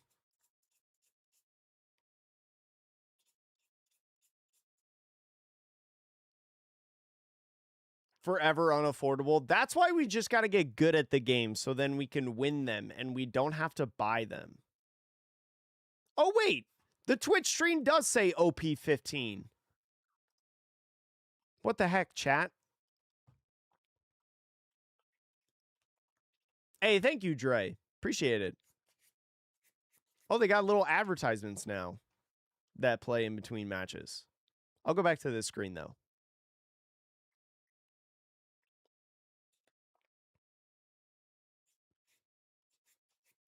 Update the title to include 15. It does on both Twitch and YouTube. You guys debated me. It says it on both ends. Let's see. Image, leader, breakdown is what I'll call this. Pictures here. Bam.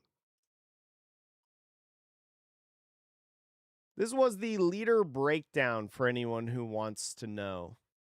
And then go follow me on Twitter.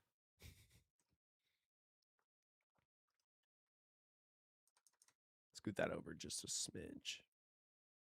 But yeah, the leader breakdown, chat.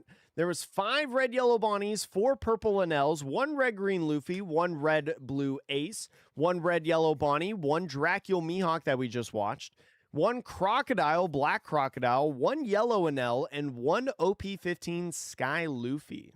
That was the leader breakdown. A Croc W, I know.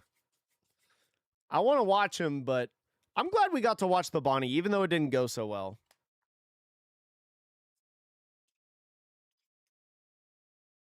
Yo, Vertbreaker, what's good? Thanks for coming in. Appreciate it. Do you have regular mods who would be down to help with the stream? You have an idea for the... Oh, are you talking about how, like, what you were talking about the other day, Sean, where, like, the mods or, like, somebody would do exclamation point, whatever the card name is, and then it would appear? My only issue with that is, like, how do you distinguish, like, Luffy? Because you have to give it a nickname, right? You have to, like, give it, like, OP15 Luffy or something like that, or 15 SEC Luffy. Because, like, OP16, well, I guess you guys can't see it. This green Luffy right here in OP16, there are multiple Luffys within OP16. So, like, you got to give them, like, little nicknames.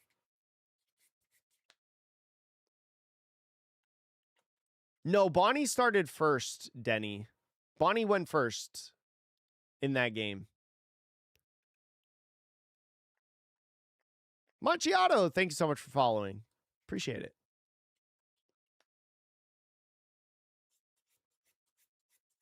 Yeah, I mean, in OP15, I mean, if you, like, Enel, in my opinion, is the best deck, but if you want to counter Enel, you play Nami. So naturally, those are the top 2 decks in the championship.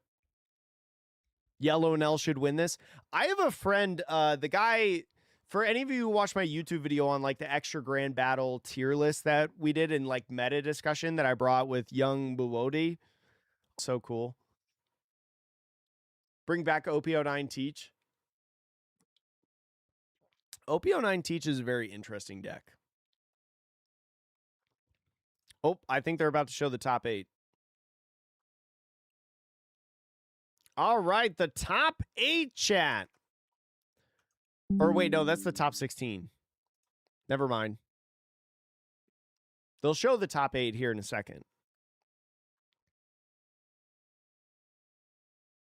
Yeah, I think just like having it be card number in the delay, I think would be really difficult. Oh, here it comes. Here it goes. Whoa! That's 3 Anels, 3 Namis, Crocodile right here, and Mihawk. All right. Dang, a lot of the one-ofs fell off.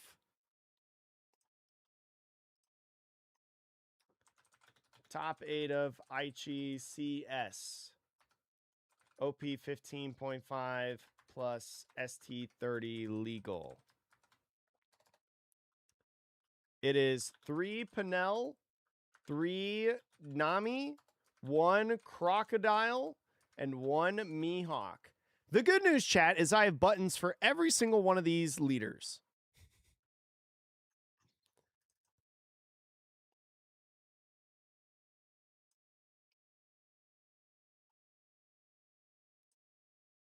I have buttons for all these decks. I know I'm rooting for the Croc too, chat. I mean, I have, for anyone who does not know, I am a big fan of the Crocodile deck. Let me switch to here real quick so you guys can see. I am a big Crocodile fan. You can't really tell. I have it alted out. Gonna be going, oops. Purple Anel, the most dominant deck, some would say, in the OP15 format on the release, is going to be making its way into the top 8, right? There's 3 of them in total inside the top 8 after 4 of them entered into the top 16. Is so good, even though it only has 6 Dawn within the Dawn deck, being able, with that activate main, if it is your second turn or beyond, to re-ramp 1 Dawn as active, 4 as rested, and then attach 4 Dawn onto a character. Makes it so aggressive, but also the ability to control so well with these low-cost cards, right, within the game. And it looks like they're going to be keeping the hand here. So Anel, one of the deck potentially with the biggest target on its back, is going to be facing up against Crocodile. So this is going to be an interesting matchup. This is my deck that I've been playing within the OP15 format and will continue until OP16. Crocodile, even though a black deck, manipulating cost, cannot KO any characters by effects on your opponent's side of the field, is a non-traditional black deck.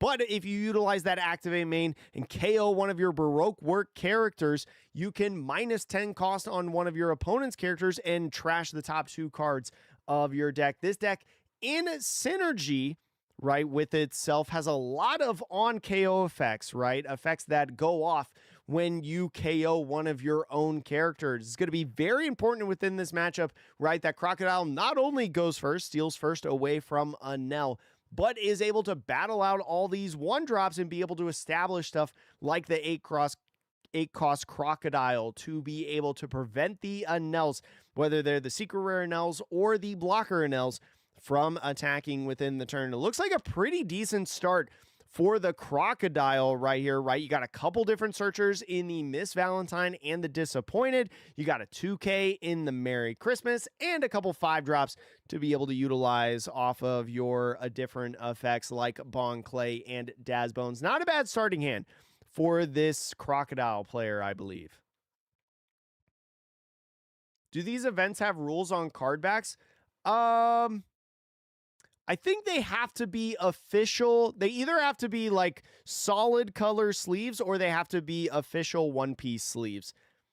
The Enel has a ton of different one-drops within the hand. No events that we see a lot of in the purple Enel decks, but they've got an Ohm to be able to draw a card on the first turn of the game. They've also got a couple puddings in the hand to search for those aforementioned events. Also a Shura to be able to potentially rush, and a Reiju. That's that 4-cost blocker Reiju that is so good within the deck, right? If you've got 4 or more events in the trash, Reiju becomes a 9-cost 7,000 power blocker, which is very, very beneficial. But here we go. Who's going to win? Let's start the game. And so top A going in, Crocodile is going first. He actually opted not to use Disappointed or Miss Valentine. I wonder why that is. Not even using the Disappointed event. That is so interesting. The Dracomioc is going to go in with a Charlotte Pudding. Charlotte Pudding, looking for an event, is going to be able to find a Lightning Beast Kitten or a Mama Ragon. Going to be opting for that Lightning Beast Kitten, just in case of those 6,000 power blockers that the Crocodile could play in the gem. Going to be able to rest those very easy with a Kitten Mama Ragon combo.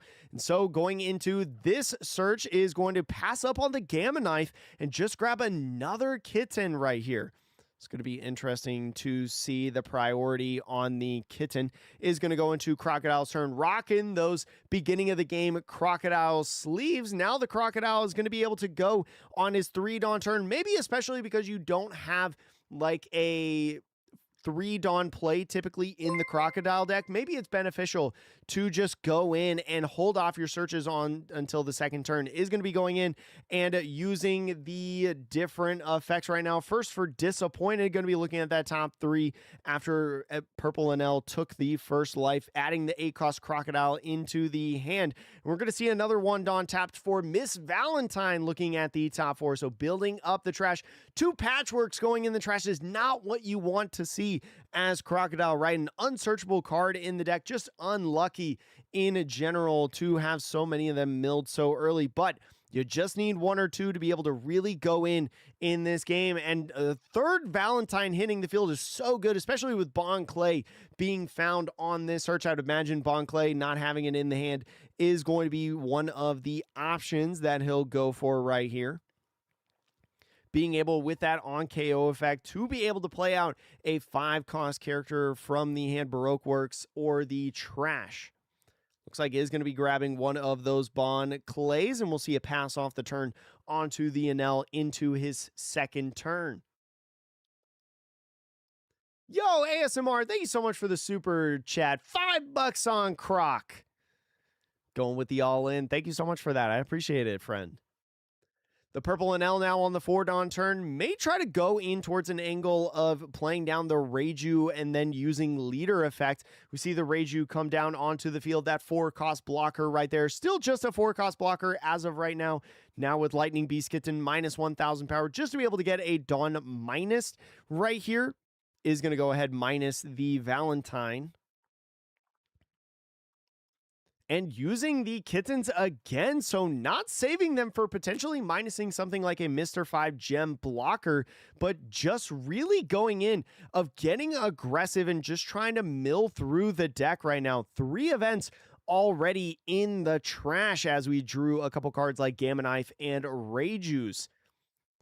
So now utilizing leader effect, going to get 1 active Dawn and 4 rested out onto the field, and opts to not add any rested Dawn onto, oh, actually is going to add a rested Dawn onto the Pudding, now playing the Ohm down onto the field to draw 1 card. The Pudding now going to be able to swing 6,000 power with the Valentines in there. Probably these Valentines going to go in and swing at this Pudding, but you got a couple 1-drops in hand, so you're not really worried about that as of right now. Is just going to go a Merry Christmas to get out of there. And the Lightning Dragon, just to be able to cycle like the Lightning Beast Kittens, is going to make Reiju a 7,000 power blocker now because of those 4 events hitting the trash. Absolute turbo to start the game for the Enel. But now on the 5 Dawn turn is going to have a Bon Clay type of play. I wonder if they'll go with the Daz Bones here or the Gem.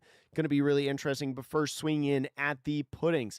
2,000 power on the Valentine swinging the 2,000 power at the pudding is just going to utilize their 1-drops to clear the other 1-drops on the field right now to minimize the amount of potential attacks that the purple NL can swing at the Crocodile.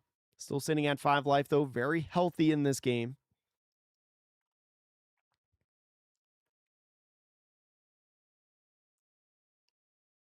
Croc's got this game. I think Croc is set up to be pretty okay. The only thing that you're missing right now is a Miss All Sunday.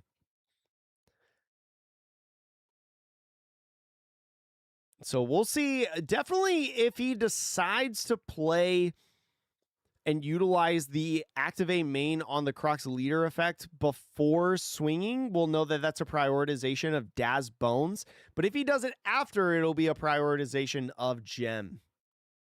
So he's just going to swing 5,000 power at lead. We'll see if he decides to free block with the Reiju right here. But no, he's just going to take it. Does not let Reiju get potentially stunned off of a patchwork potentially. And so is going to play Bon Clay on the field and utilize the Crocodile's leader effect to KO and -10 onto the Reiju. Is going to be able, with the Bon Clay, to play out a 5-cost or less Baroque Works character from the trash or the hand. Does have the gem in hand, would be able to draw 2, trash 1.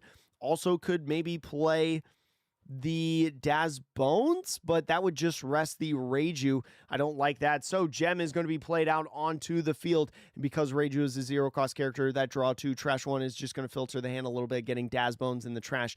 Did find a Ground Death in hand, so that 1 Don left active is going to be nice for the Ground Death. And now we're going to move into Anel's next turn. They could go ahead and play another Reiju. No secret rare Anels as of yet, even with this top deck, but populating the board with these 9-cost, 7,000 power Reijus is still not bad, right? There's still a lot of ability to block these swings because Crocodile, one of the weaknesses of Crocodile is they don't typically attach a lot of Dawn onto either their leaders or characters. So Ohm is going to be going in with the attack and is going to be minusing 1,000 power on the gem, making it a 5,000 power character. The Mamaragon is probably going to be very, very nice to be able to utilize to rest the gem, especially after playing down this Reiju. And there we see it, Mamaragon being able to rest a 5,000 power character. One of the big strengths of this Anel deck, being able to draw a card as well, just cycling in another Mamaragon. And so I think is thinking about going ahead and using leader effect right here. I wonder if he's thinking about using Gamma Knife right now. Gamma Knife would be able to very easily get rid of this gem if you wanted to, be able to control the board, minimize the amount of attacks, but no, just goes ahead and swings 6,000 power over at the gem right now. Is going to ask for a 2K in hand, but no, is just going to allow that attack to happen, go a little bit slower in the game. Still sitting at 5 life, but now the Anel can start getting very aggressive, especially being able to populate the board a little bit with these different 1-drops like Ohm. Yet again, the Ohm is just going to be able to, with that when attacking, get so much power minus potential to be able to not necessarily need those Lightning Beast kittens that you use so early within the game.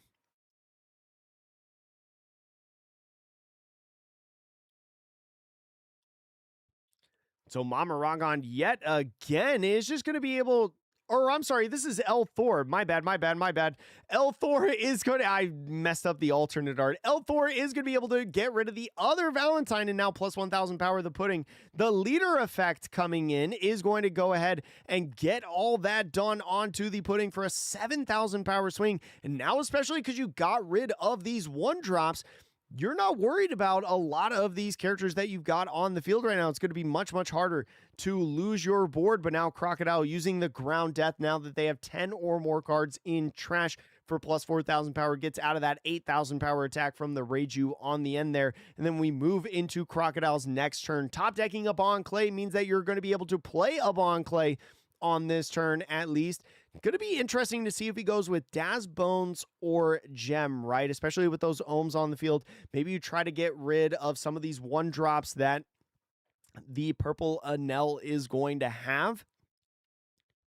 Or maybe you try to draw a little bit with Gem just to be able to find something like Miss All Sunday.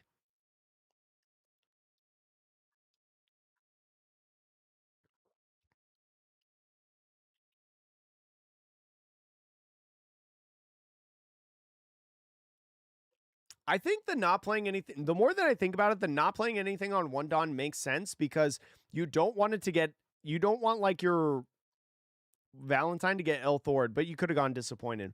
Bon Clay is going to be going on to the field for this Crocodile for 4 Don.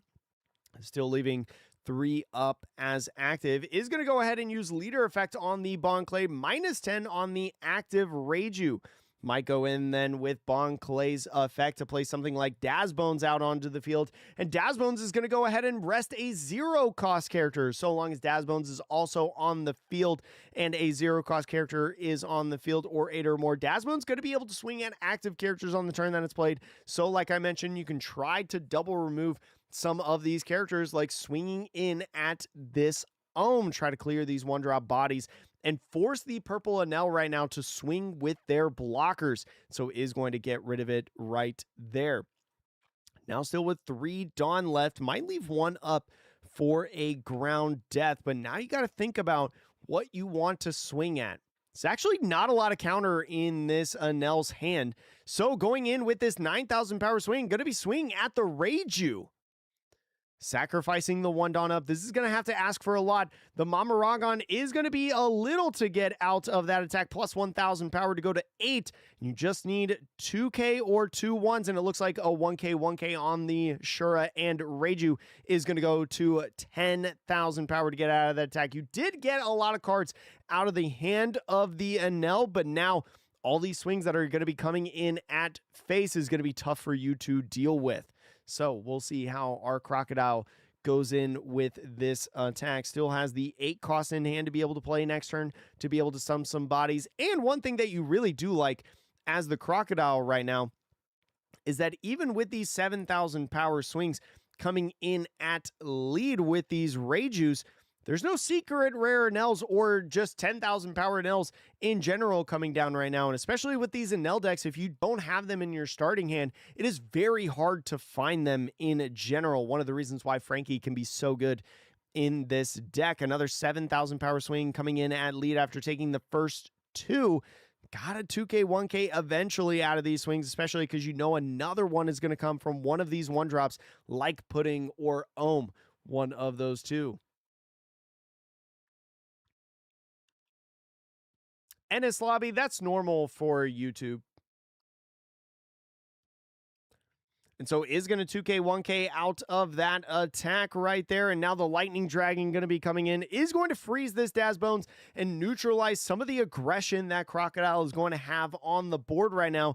I think Enel sitting in a pretty decent spot, especially finding all 4 of their Reijus. Now using leader effect after playing another 1 down is just going to go another 7,000 power at lead. Just a ton of 7s right now. Going to put this Crocodile down to 1 already in this game. Now going into Crocodile's next turn, does have the opportunity with the 8-cost Crocodile to be able to cycle the hand a little bit, to be able to stop a lot of these attacks that the purple Enel is going to utilize.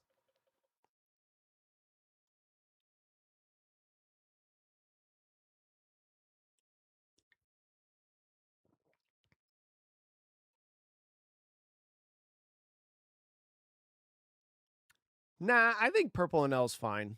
It's very, very good, don't get me wrong, but I don't think it's like ban-worthy.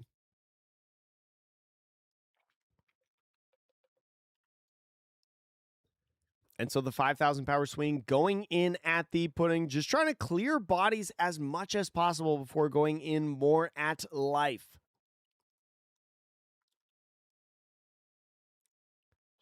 Is just going to go ahead and block that attack, especially because there's not really rush cards besides Dazbones that can be played in the deck. You would love if a Dazbones got played. So going to be going in with a Crocodile and drawing 1 card. Crocodile, if you do not know, if your opponent has a 0 cost or an 8 or more on the field, you get to draw 1 card with the on play effect after stunning one of the characters. And since Reiju is a 9 cost character, typically that's going to be able to go ahead with the Crocodile and draw a card every single time. So, especially after using leader effect and cycling that Crocodile, is going to be able to stop 2 of those Reijus from attacking within the next turn.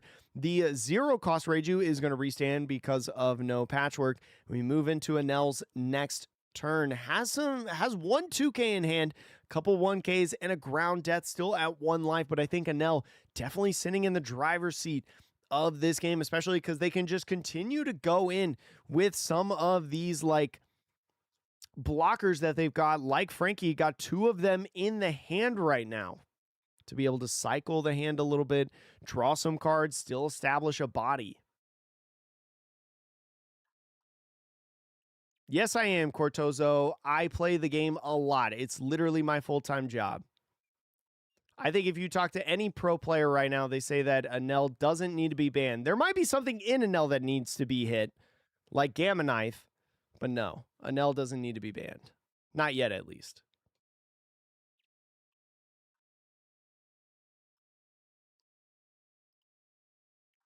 So now going in with a 7,000 power swing to start the turn with the Reiju. Just trying to go in with as many swings as possible, right?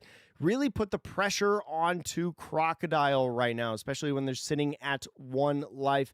7,000 power swings really deplete the hand no matter what deck you're facing, right? Especially when their 5,000 power leaders going to have to command 2K, 1Ks like you saw right there, or ground deaths in the hand.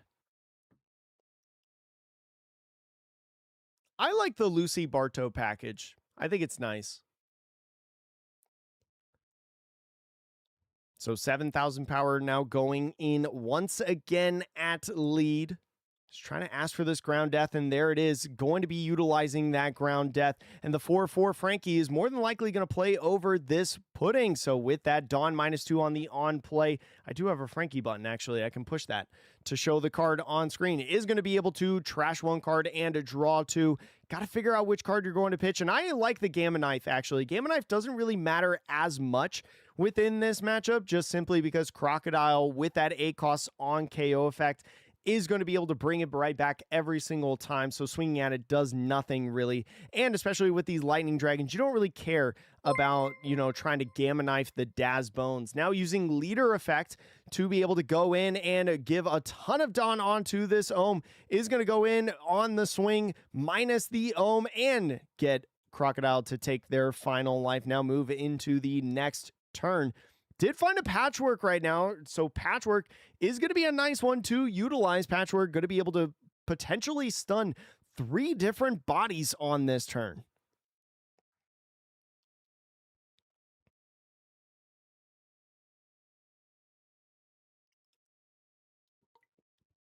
$7,000 power going in, or I'm sorry, 5,000 power going in at lead, blocking with a 7,000 power. Now going to be swinging in this Crocodile over at the Reiju, and especially swinging this 10,000 power Crocodile either at Reiju, right? It's going to cause this Frankie to be knocked out, which is fine by you. Just trying to get rid of a body right now is really what you're looking for. Trying to minimize the amount of attacks that can come in. Crocodile now going in and stunning the Reiju is going to go ahead, draw 1 card with that on play effect, since Reiju is a 9 cost or higher character. Now using leader effect to be able to -10 somewhere and then utilize Crocodile's on KO effect to bring him back out onto the field. But what card do you pitch? Going to be going with the Valentine to bring him out with that on KO effect. Is going to go ahead and draw 1 more card. A brick in hand is definitely not what you want to see. And then the Patchwork coming in is going to go ahead -3 somewhere and say that that Reiju cannot become active in the next refresh phase, as we have 1 Dawn left open to pass off the turn. The big thing about Anel, especially when you come into these endgame scenarios, is Anel doesn't necessarily have a lot of great ways, if it's not a secret rare Anel or an SR Anel, to be able to go in with those gigantic power swings that you typically see at the end of games, right? The 6 Dawn kind of limits them a little bit in power unless they have like multiple L Thors and things of that nature. So it's really going to depend on the numbers that he's got right here with his leader Anel, and also the Ohm to see if he can try to pressure in at game right now. Just needs 1 swing to connect right? One Dawn left open, presumably for a ground death at this point.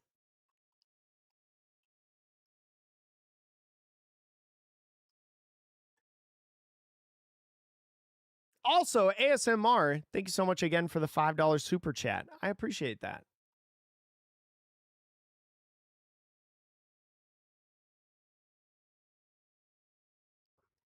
And so with the 7, yet again, I just think 7 is a very good number into a deck like Crocodile, and I would assume our Penel player agrees.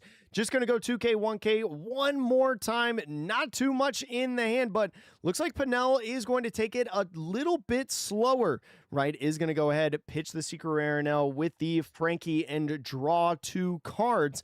Is just going to try to hold on a little bit longer. Now leader effect coming in to be able to give Dawn onto this Ohm. Now another 7 coming in. I like this play, right? You kind of get that aggressive style to force the ground death to come out of hand, but also you put a little bit of defense on as well. I think Anel just going to be sitting in a very, very good spot, right? Especially with only a few cards in hand. We do see the 7 cost Luffy for the Crocodile, but I'm not sure that's really going to be able to help you in this game, right? Especially because you can only stun like 1 body on this turn.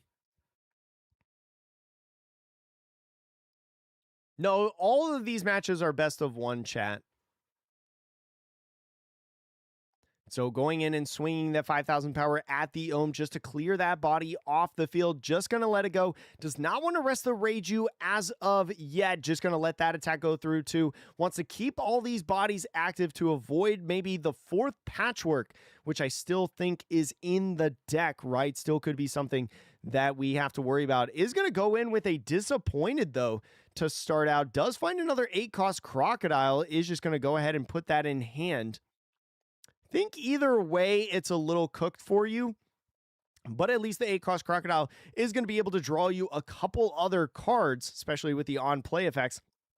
Now going to go with the Daz Bone swing of 6,000 power, just a 2K to get out of that attack. And the Crocodile swing, more than likely going to be taking a life and go down to 2.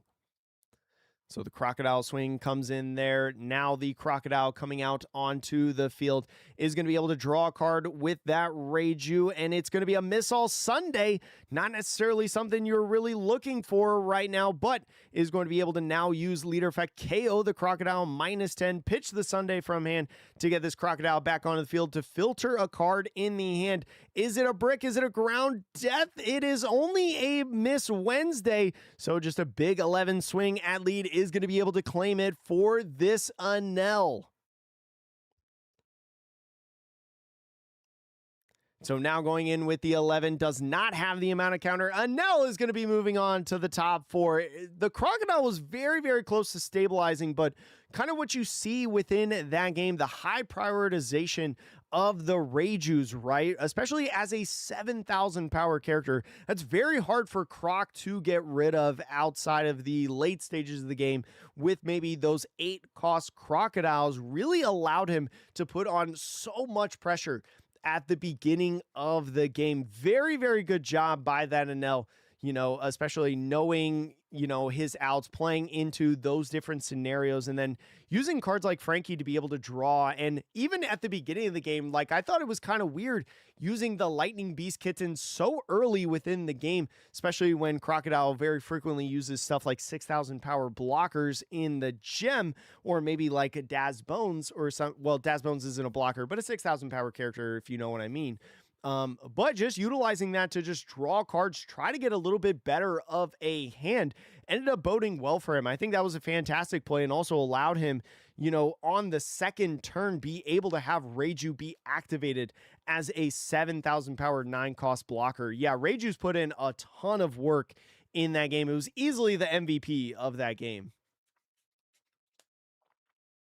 And so chat, well, actually, hold on, let me restart that.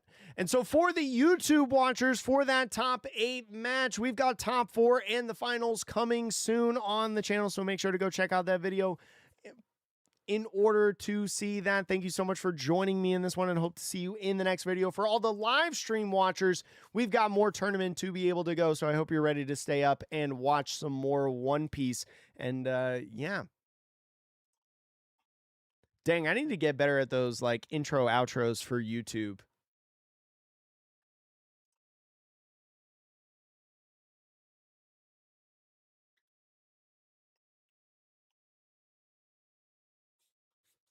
If he hadn't missed all Sunday, the game would have gone in his favor for sure.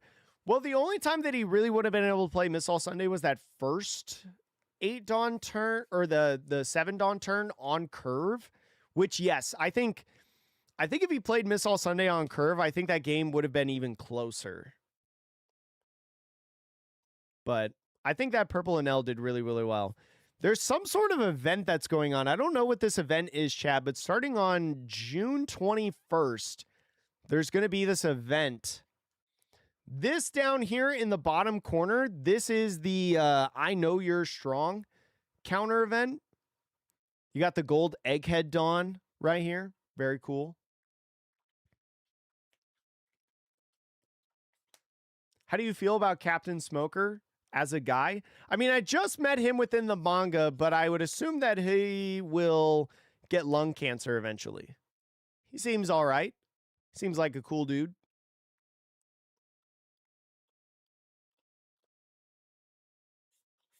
But the intro outro is where I need to hook people, you know, or especially the intro.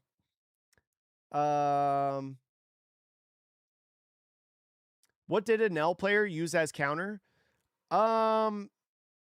He used, I know he used a Reiju as a counter at one point. That's the exclusive Asia art for the Reiju that he was playing with. I don't know if that's what you're referring to. Apologies, I didn't know what you were referring to. Vivi Zama, thank you so much for following on Twitch. Appreciate it. Chad, thank you so much also to everybody that's here in the stream right now. Whether you're on Twitch or YouTube, whenever there's a Japan Championship, I will be live for it unless, you know, something crazy happens otherwise. But I will always, chat, post the videos on YouTube, whether it's from the live stream, whether it's, you know, maybe I was across the country and I missed the championship. I will get you guys the videos and the commentary. So if that's something that you like, make sure to follow the stream, subscribe, all that jazz, in a bag of chips.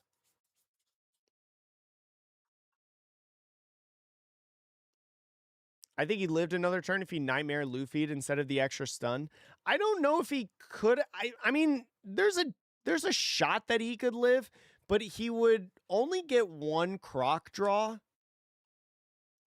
I mean, he would have drawn into the Sunday, and then he would just be dead after that. Whoa! What was that?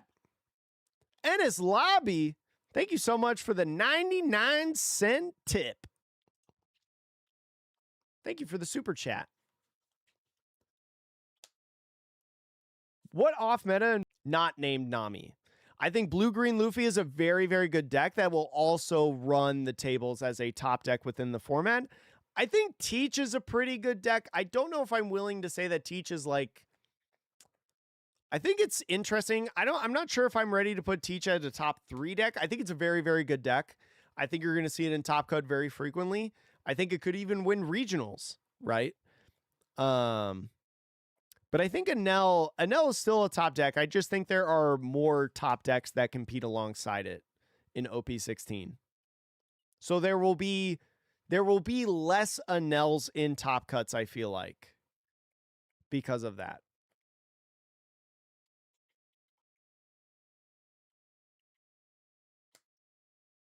Oh yeah, random and yeah. I mean, anybody.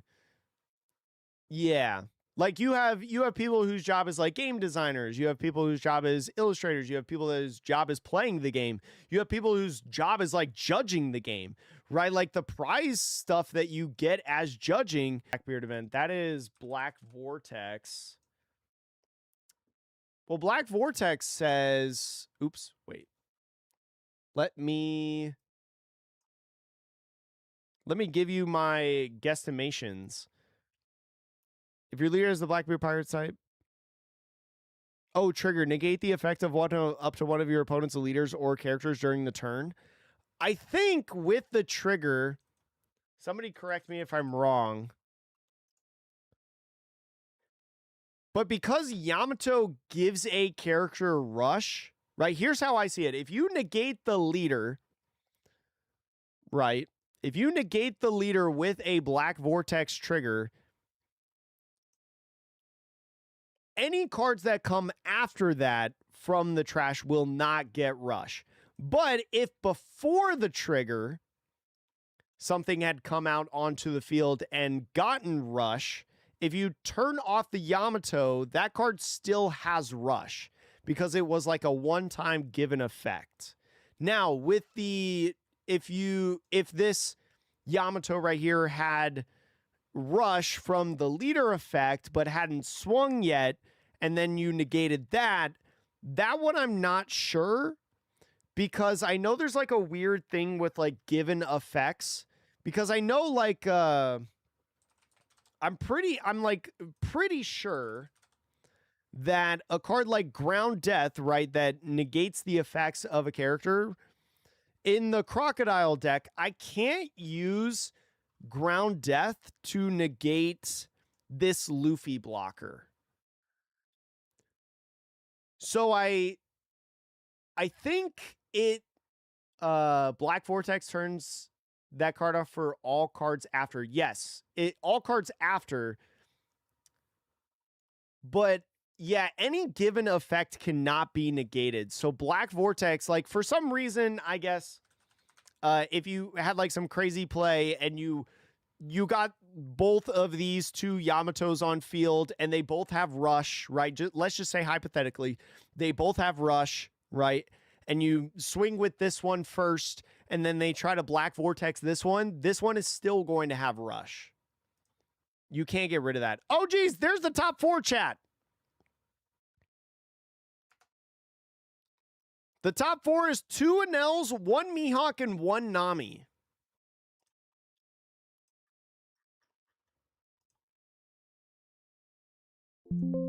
Oops.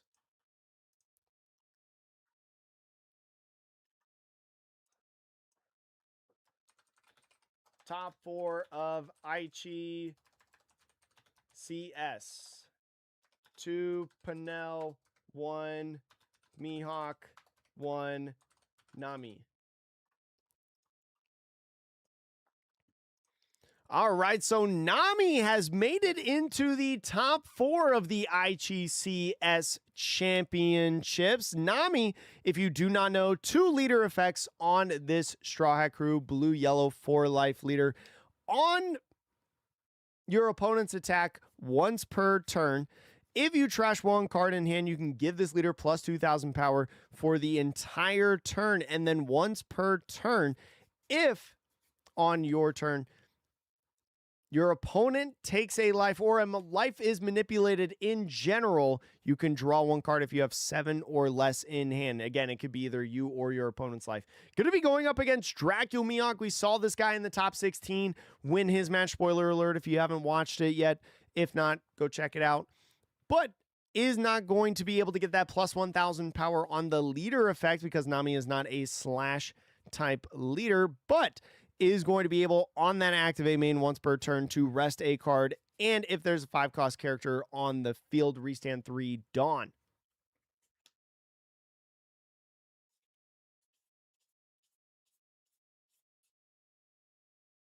Did we get a ruling on the ace leader ability? Does it give any? Oh, I don't know about that yet. I need to check the FAQ for that. So looking at the Nami's hand right here, one card that is very interesting in the Nami deck that you don't see very often is Kingdom Come. Kingdom Come being able on that main to get rid of any card on the field, right, regardless of cost or power, at the sacrifice of trashing your life until you have 1 left. Very popular in the yellow Anel deck, right? A deck that loves hovering at that 1 life. Basically makes it so all you have to do is tap that 6 Dawn for the Kingdom Come. So very curious if it's going to be utilized within this game, especially when this Dracula Mihawk starts dropping a lot of Laws and Beppos and 9-cost Mihawks. He does have some searches in this game in that 1-cost Bonnie from the old starter deck, old generation, and also the Peronas, also has a Coffin Boat in hand. to be able to restand a Dawn at the end of every turn, and a 5-cost Tashigi to be able to rest a 6-cost or less character. So, Hooligan, it was ruled that you do not get to draw 3 times with Boa. I did see a judge rule that. Now, the English FAQ could change that, but that's what that is. The Nami, after passing the turn, the Mihawk is going to go in with a Coffin Bow to be able to draw 1 card and a Bonnie and pass, right? Not wanting to search with the Bonnie as of yet, not to let Nami get a free swing at that searcher, especially because Dracu Mihawk on a 4-Dawn turn typically does not have a lot to utilize. Going to be swinging 8 at lead and now go in with a leader effect after Dracu Mihawk took the life and had 7 or less cards in hand. See a couple Robins in the hand, going to be very, very nice. Golden Rifle also in the hand. So a little bit of a mix that this Nami has here for us. Mihawk going to be starting out on this turn with a search from that Bonnie. Going to be able to find a Supernova kind of card. Finds I Know You're Strong. So I'll go off from the very start. A very, very good card in this deck, and especially this matchup, to be able to free some of these 7-drop or less characters. Now goes in and swings 5 at lead. The 5 at lead is going to be able for Nami to maybe use leader effect to go up to 7,000 power, or maybe just a 1k out of it, but either way is going to go up to 7,000 power. Kid Killer now going to be coming out onto the field for the Dracul Mihawk, being able to search the deck also for a Supernova kind of card. So goes ahead and finds Trafalgar Law. Definitely a great card within this deck, right? Trafalgar Law being able to populate the board with different bodies. Finds a Perona Searcher now to be able to grab Law and Beppo. Law and Beppo, great card within the endgame. And the pass off the turn, Coffin Boat restanding a Dawn. Now going into Nami's turn. Hitting the 5-Dawn turn right now. Finding a top deck of the 5-cost Nami. That's going to be a perfect card to be able to play on curve, especially within this matchup. Right, the 5-cost Nami, excellent, especially against 5 life leaders, because on play, if your opponent has 3 or less life, they have to take 1, put it in their hand, and then therefore activating Nami's leader effect if they have 7 or less cards in hand is basically like, not only do you get to force your opponent to take a life, but also draw 1 card, right? Can't go wrong with that type of play right there. Now on the 6th-Dawn turn for this Dracu Mihawk, might try to go in with the Trafalgar Law in the shambles, and then go ahead and utilize their leader effect to restand some Dawn.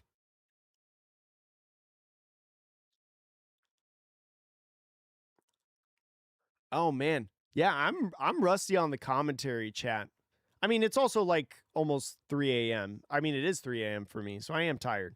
Is going to go with that 6-cost Shambles Trafalgar Law. Going to be picking up a character, and if they do play a 5-cost or less as rested, is going to go with the Stun Bonnie. The Stun Bonnie is going to go ahead and tap a Dawn, especially because Nami is on the odd curve. This now prevents them from being able to play a 7-cost Robin on the next turn, make it a little harder to use their leader effect. Now going in with the Dracul Mihawk, swinging 7 at lead, is going to go ahead and take the life. No trigger on this one, just the card going into hand. Another 5-cost Nami. Another 5-cost Nami is actually a really nice card to get off of life, especially after Dracul Mihawk stunned a Dawn on that turn, right? That allows you to be able to get your leader effect off maybe. But actually, with the number of cards in hand, you actually don't get your leader effect off, but you do get to populate a body onto the field while also forcing your opponent to take a life, right? Especially because he's still at 3. So you kind of hate that you don't get to see the 7-cost Robin on this turn, but it is not all for naught, especially with that Nami in the hand.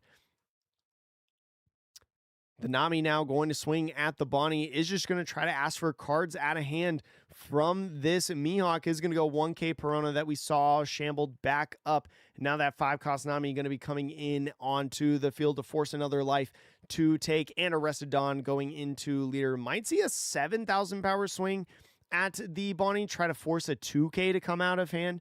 We do have a little bit of counter in there, like that Scratch Minapoo, so it's just going to keep that Bonnie alive. These 6,000 power characters, very, very easy to swing 7, especially after using leader effect now on the turns. So now on to the 8 Dawn turn. Does have a 5-cost Tashigi that they could play on this turn to be able to rest a Nami, but going to be starting out with a Perona, maybe looking for a 6-cost Law, and they do find it very nice for this Dracula Mihawk to be able to go in with another 6-cost Law just to be able to populate this board. And he may try to go in instead of Tashigi with a 5-cost a blocker Bonnie. Apologies. So now Nami using her leader effect on that 5K swing to be a 7K leader for the rest of turn. 6-cost Law going to be coming into the field to be able to pick up that Perona and also play another Perona. So this Perona going to be very nice, right? 5 costs or less, not going to be able to be rested within the next turn. So it's a great way to be able to stun both of those bodies and mitigate the amount of attacks that are going to come at him. Now utilizing the Perona with the final Dawn left is going to be able to find that 9-cost Draku Mihawk leader effect, restanding 3 Dawn.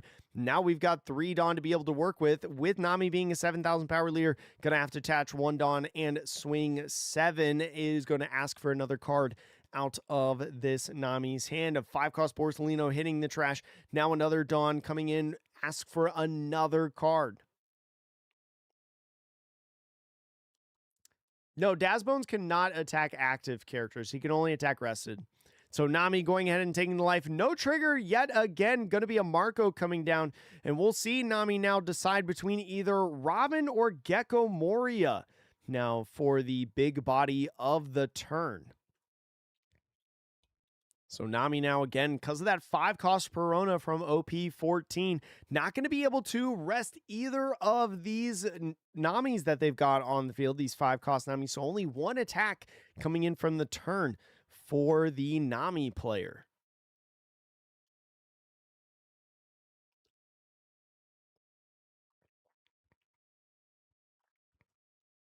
I'm going to need to grab a water before the finals. Get some water before I go to bed after the finals. So Nami now looking to go in 6,000 power lead, especially with that leader effect. Only needs to have 1 Dawn on leader to be able to utilize it on the defensive side. Is going to go in and counter 1K with the Kid and Killer just to be able to keep that body on the field. Now the 7-cost Robin coming in is going to be able, if you trash a life, go ahead and heal 2 from the top of the deck. Kiku Nojo hitting the trash. You like seeing that if you're Dracula Mihawk, and now drawing 1 card because you've got 7 in hand from Nami's leader effect. Is to be able to recur hands or build up your hand size, keep and maintain your hand size, especially in this matchup, as a lot of swings are going to start coming in from these 6,000 power characters in the coming turns. And now at a full 10 Dawn turn,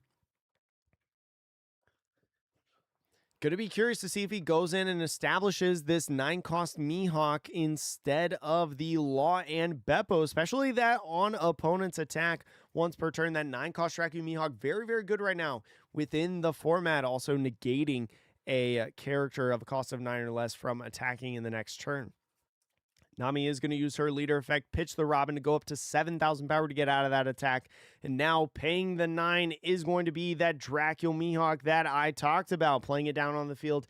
And then going ahead and using leader effect is going to restand 3 Dawn and say that the Robin cannot attack within the next turn. So now going in and attaching Dawn is going to go 7,000 power at lead with this Perona. Is just going to, again, ask for a card out of hand every single time. No trigger on that first one. No triggers from this Nami as of yet. Now going in with a 9,000 power swing at lead is going to go ahead and take the life.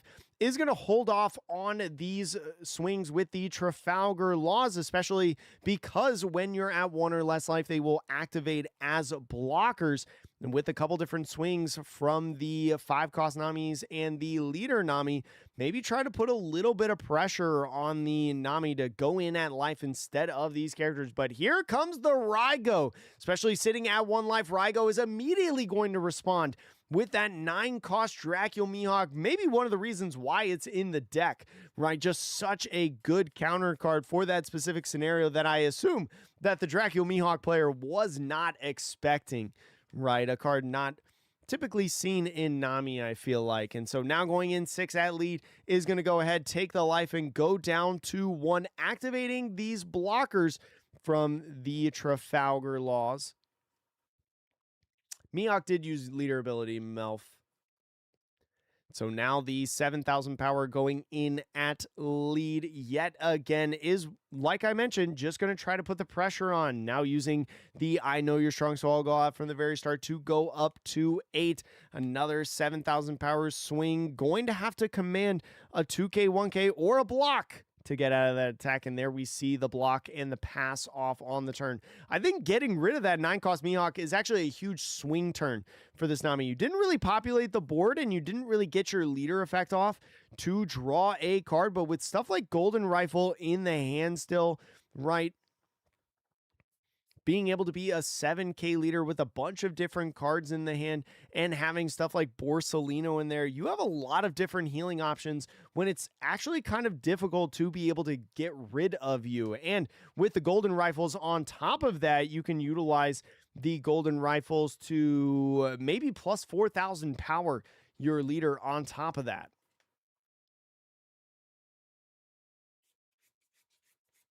Oh yeah, I'm definitely tired, but it's a little hard to see some of the letters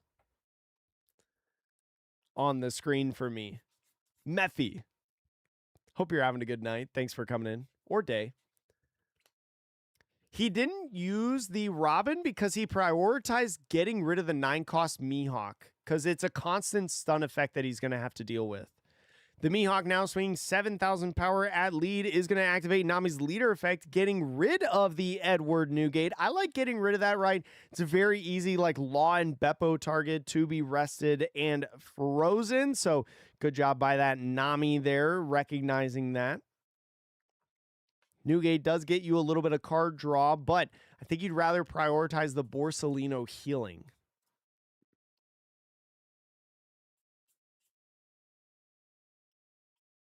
Oh, but yeah, the Nico that's on the field was frozen. So now going in with the Searcher, Bonnie is going to look at that top 5 for a supernova kind of card. Eyeing up the Law and Beppo right here. There's another Law and Beppo in the hand, so it's very likely that this is probably your last Law and Beppo that you're going to be able to grab in the game.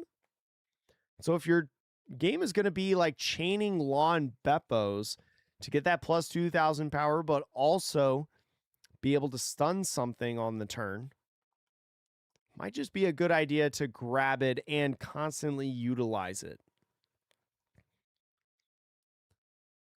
So is going to go in with that Law and Beppo. Still a couple different Dawn to be able to use. No Law and Beppo on this turn, though, right? Since we tapped those two. Is going to go in with a Perona 7,000 power swing. Another 7 from the Stun Bonnie. It looks like Nami's sitting in a pretty okay position.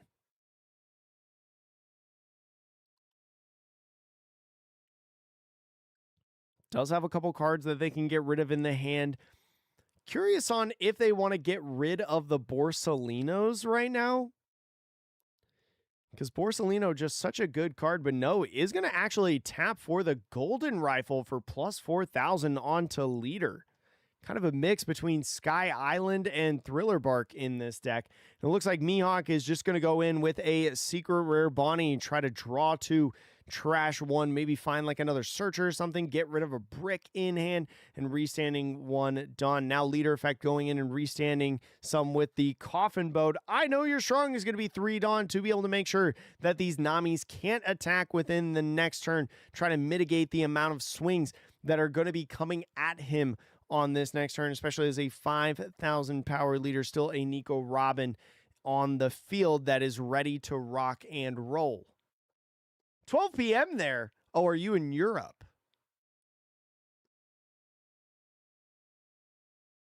Hey, McKellen, thank you so much for being here. Starting out with the 8,000 power Robin swing. Yo, Goblin, what's good? Is just going to block with the Bonnie there on that attack, not giving up any cards, no counter events or anything of the sort. Still has the leader to be able to swing with. What's your best option right now? 5-cost Borsalino and Marco is going to go in with a 6,000 power swing over at the Bonnie. And it looks like now tapping for the Gecko. So going in with the Gecko play is going to be able to get a 4-cost Thriller Bar character into the life. Is going to opt for the Dr. Hogback. Oh, nice. I appreciate you watching.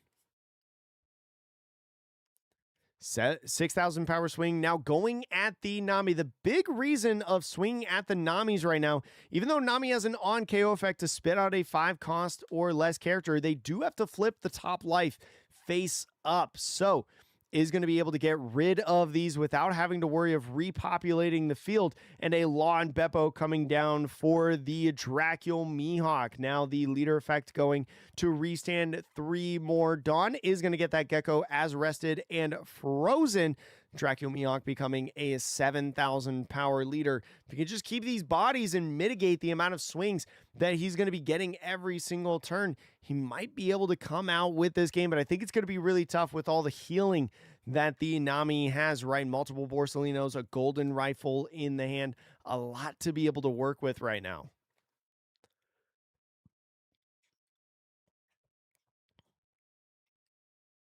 Now going in 8,000 power at lead, is going to have to command multiple cards out of the Nami's hand, especially with only 2 Dawn as of yet. You can activate this Thriller Bark trigger, right? You can play a character on the field like this Perona and not have to worry about something like a I Know You're Strong to be able to freeze both the Robin and Perona. Being able, with the Coffin Boat, to restand 1 Dawn for your different counter events. Now we've got a couple different swings to be able to work with if we're the Nami. Yeah, I'm kind of surprised he didn't Marco Borsa either.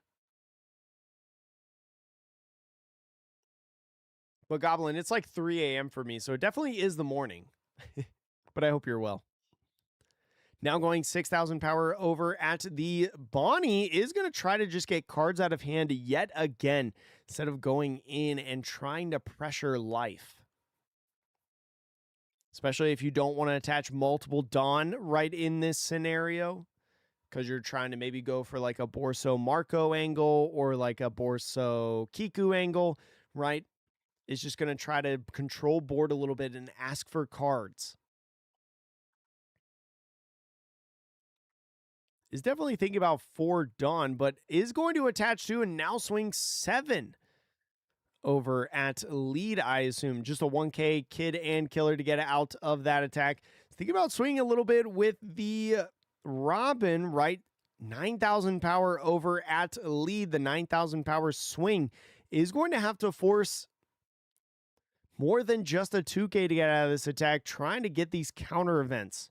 Like, I Know You're Strong. We see that in the hand, putting it up to the front. Also has Dead Man's Game, has the Billion Fold event as well. And so is going to go with the I Know You're Strong for plus 3,000 power. Now Nami going in with a Borsalino. If you're at 2 or less life, go ahead and heal 1 and pass off the turn. Gonna see how he decides to approach this, especially with the Law and Beppo, right? If he goes in and plays another one on this turn, we know it's in the hand. Law and Beppo, he's gonna have to decide if he wants to stun either the Gecko or the Borsalino, right? You can rest a blocker and freeze it, or one of these big bodies. Which one is more valuable?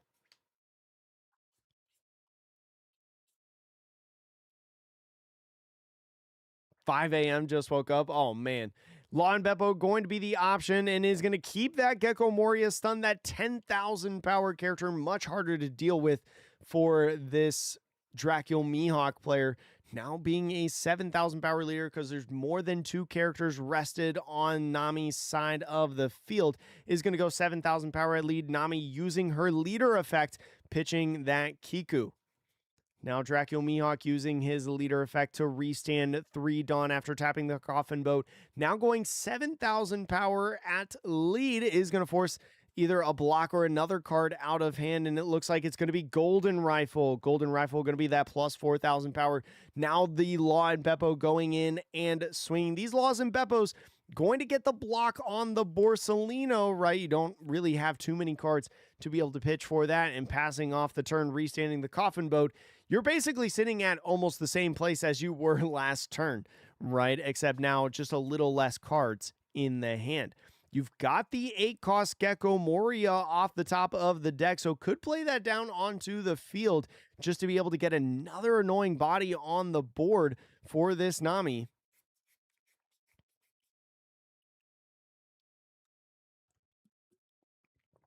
It's going to start out by swinging 9,000 power over at lead. Again, just trying to get multiple cards out of this Dracula Mihawk's hand or these counter events. Looks like he is going to go ahead and use the Billion Fold event. Got to make sure you've got 10 or more rested cards to be able to get that plus 4,000 power. But if you do, it's so strong in total. And another 7,000 coming in at lead, just going to be asking for a card. Looks like Kid Killer going to be the option on the counter there, not letting Nami allow a draw from the leader effect right now. So maybe thinking about going another 7,000 power swing at lead and a Borsalino heal, right? Especially with the on-play effect of Borsalino. As long as you're at 2 life or as you're playing the Borsalino down on the field, you will be able to heal and go up to 3 would be strong in a sense for this Nami to be able to do that. But now going in and swinging at the Perona. So Perona is an interesting swing right here. Is going to try to ask for a body, and so it is going to get the Perona on KO effect, and with that is going to go ahead and tap one of their cards to go ahead and play a Tashigi. So got a body onto the field regardless, and it's plus 1,000 power. Tashigi so good in these Dracula Mihawk decks for the Nami matchup, not only to rest Borsalino, but be a 7,000 power character to be able to ask Nami to draw an extra, or to give an extra card on the attack. I forgot I had a Tashigi button that I could push. I think Tashigi just synergizing so well with the 6-cost Law, and then being able to hit important cards like Borsalino, Nami, Marco, different Anels. It can rest Anel as well, right? Especially with all your stun stuff. I think it's just like a solid card, especially because it's super searchable off of the Perona.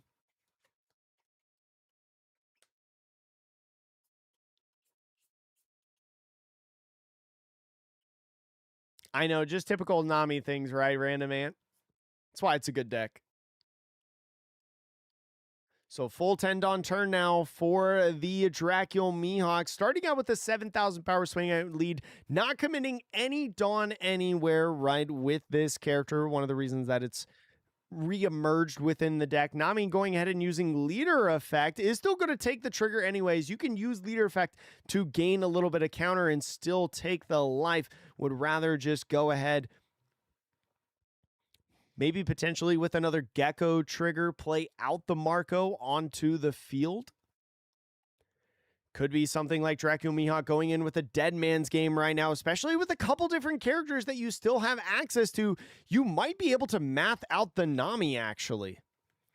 Especially with Dead Man's Game and leader effect in combination, only being 1 Dawn worth that you have to tap. Tashigi is not leader locked, no. Giving the Dawn is leader locked to a Zoro, but not the resting. So DMG coming in is going to rest the Borsalino, and now going in and swinging another 7,000 power lead is going to go ahead and give a 1K off of this. Law and Beppo coming in now is going to go ahead and grab a life. What kind of trigger is it right now? Not sure exactly. Only an 8-cost Gecko can help you at this point, but no, is going to add it in hand. It was a Perona. Perona not necessarily going to help you right now. Dracula Mihawk still having leader effect to be able to restand some Dawn. but starts out with an 11,000 power swing with Law, and Beppo is going to go ahead, take the life, no trigger, leader effect, tapping the Coffin Bow to restand 3 Dawn, and 8 Dawn attached onto the Dracula Mihawk with a 13,000 power swing, claims it, and we're about to see Dracula Mihawks in the finals of the Aichi Championships to cap off the OP15 format and to start off the Japan Championships of the 2026-27 season. Shoo! I think Mihawk has a good matchup into Nami, and I kind of think you see right there as of why, right? A lot of different stunning effects, being able to really abuse like 6,000, 7,000 power characters, and then also just use something like DMG to just like go for game. And so that's going to be it for the top 4. If you're watching this back either in the VOD or on YouTube, we still got the finals, so don't go anywhere. And even if you're in the live stream, don't go anywhere. We still have the finals coming up next, so make sure to go check that out on the YouTube channel, here on Twitch, or wherever you watch for that in the next video or match. Oh my gosh, I'm so bad at intros or outros today. But why do they wear headphones? So if you've never been on stream, like at a tournament, a lot of times for like big championships, like Bandai Card Fest, like these card game tournaments, they put headphones on because they produce like white noise. So they produce like kind of a, it's not I mean, it depends on the company, but like it produces white noise, extra noise. And with the microphones, all you hear are like this extra little soft noise. It's not super distracting. It may be distracted if you've never heard it before and it's your first time. But it's a little bit of extra noise, because typically for these big championships, there's usually a crowd that's like very near the stage that's watching. And so the headphones are utilized in a way so then like you don't hear like crowd reactions. You don't hear like any sort of potential cheating or something like that. Like somebody, yelling, "He's got 2Ks in hand," like stuff like that.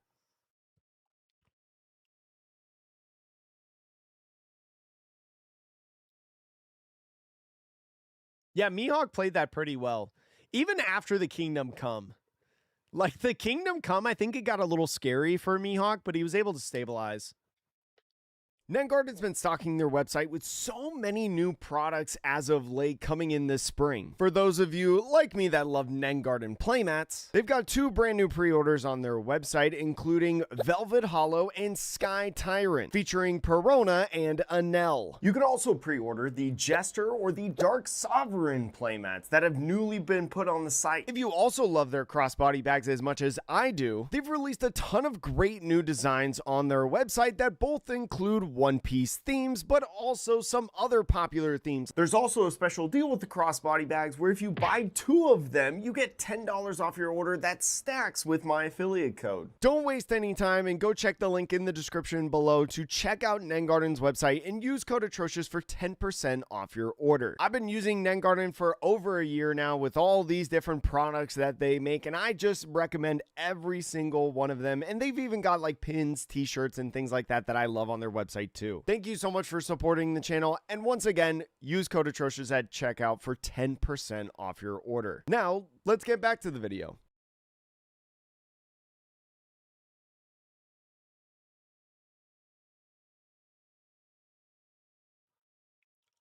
I struggled to turn my mic back on for a second there. Let me talk to you guys about some questions. Surprised the final turn Nami didn't place down Borsa Marco. I think, Mephi, the reason that you wouldn't like try to play down Borsa Marco is because you're going to lose to DMG anyways. And so you, like, if they DMG, they DMG. I guess you kind of force them to have it. But like my thinking would be that you would have an extra card. I've not really played purple decks, actually, now that I think about it. It doesn't even need to be good. It doesn't even need to be good, chat. It just needs to be plausible. Like, from a game design perspective. It doesn't need to be good. They can print crap cards. They can print East Blue cards that don't draw or mill. Just let me be able to play the leader. They can literally just print East Blue vanillas. Like, just print like 4 cost 6,000 power 1k vanillas. Something that's not going to be very good in blue yellow Nami, and you're just doing it to round out the promo Nami deck so they have a viable deck to play. Just do that. I don't even care. Just let me play the deck.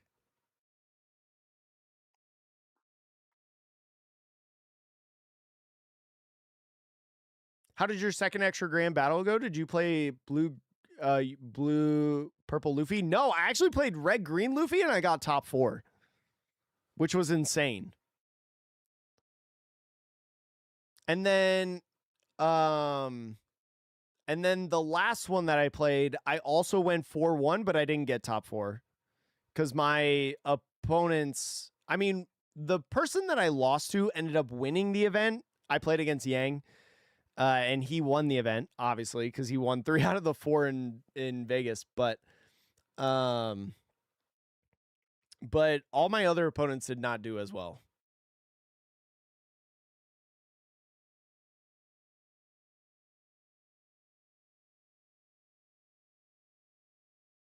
I agree that that's what they simulated, but I hate that they did that.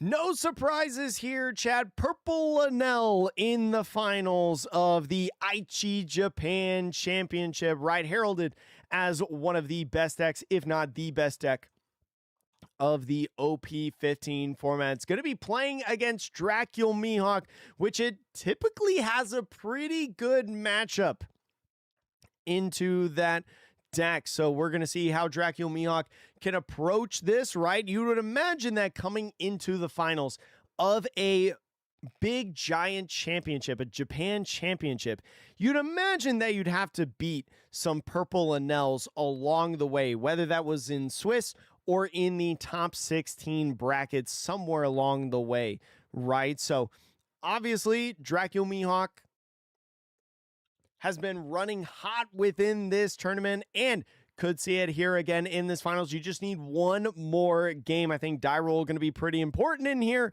but also Dracula Mihawk being able to find some counter cards, right? Dracula Mihawk has plenty of non-counter cards within the deck, and if you have just too many bricks in the hand, you could be taking a lot of life early in this game. So we'll see how this goes.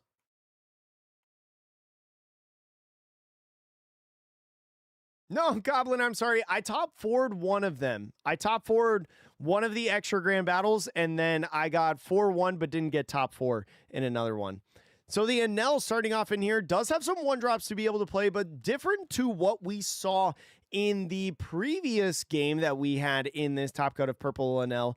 No 4-cost Reijus within this hand. So going to be curious. You're going to probably more than likely see a bunch of 1-drops at the beginning of the game and then going in with the secret rare Enel search to kind of get the engine going. Going to see if he finds anything like Frankie's and also Reijus to be able to continue the game plan right heading into this match. Also, if Senior Pink is in the list and Gamma Knife, going to be very, very nice against stuff like the 9-cost Secret Rare Mihawk and also Law and Beppo. The Dragu Mihawk doesn't have a terrible starting hand, right? Could be a little bit better, but you do have a couple 1-drop Perona searchers to be able to start churning through your deck. Also, maybe utilize them to be able to combat Enel's 1-drops that he's going to be playing onto the field in the early stages of the game to be able to knock them out. Going to be nice to see how this matchup goes, and I'm excited to get into this with you all. Thank you so much for watching the finals of the Aichi Japan Championships. If you're enjoying the stream, make sure to once again like, comment, and subscribe. Let's see. I'm going to tweet that final starting now.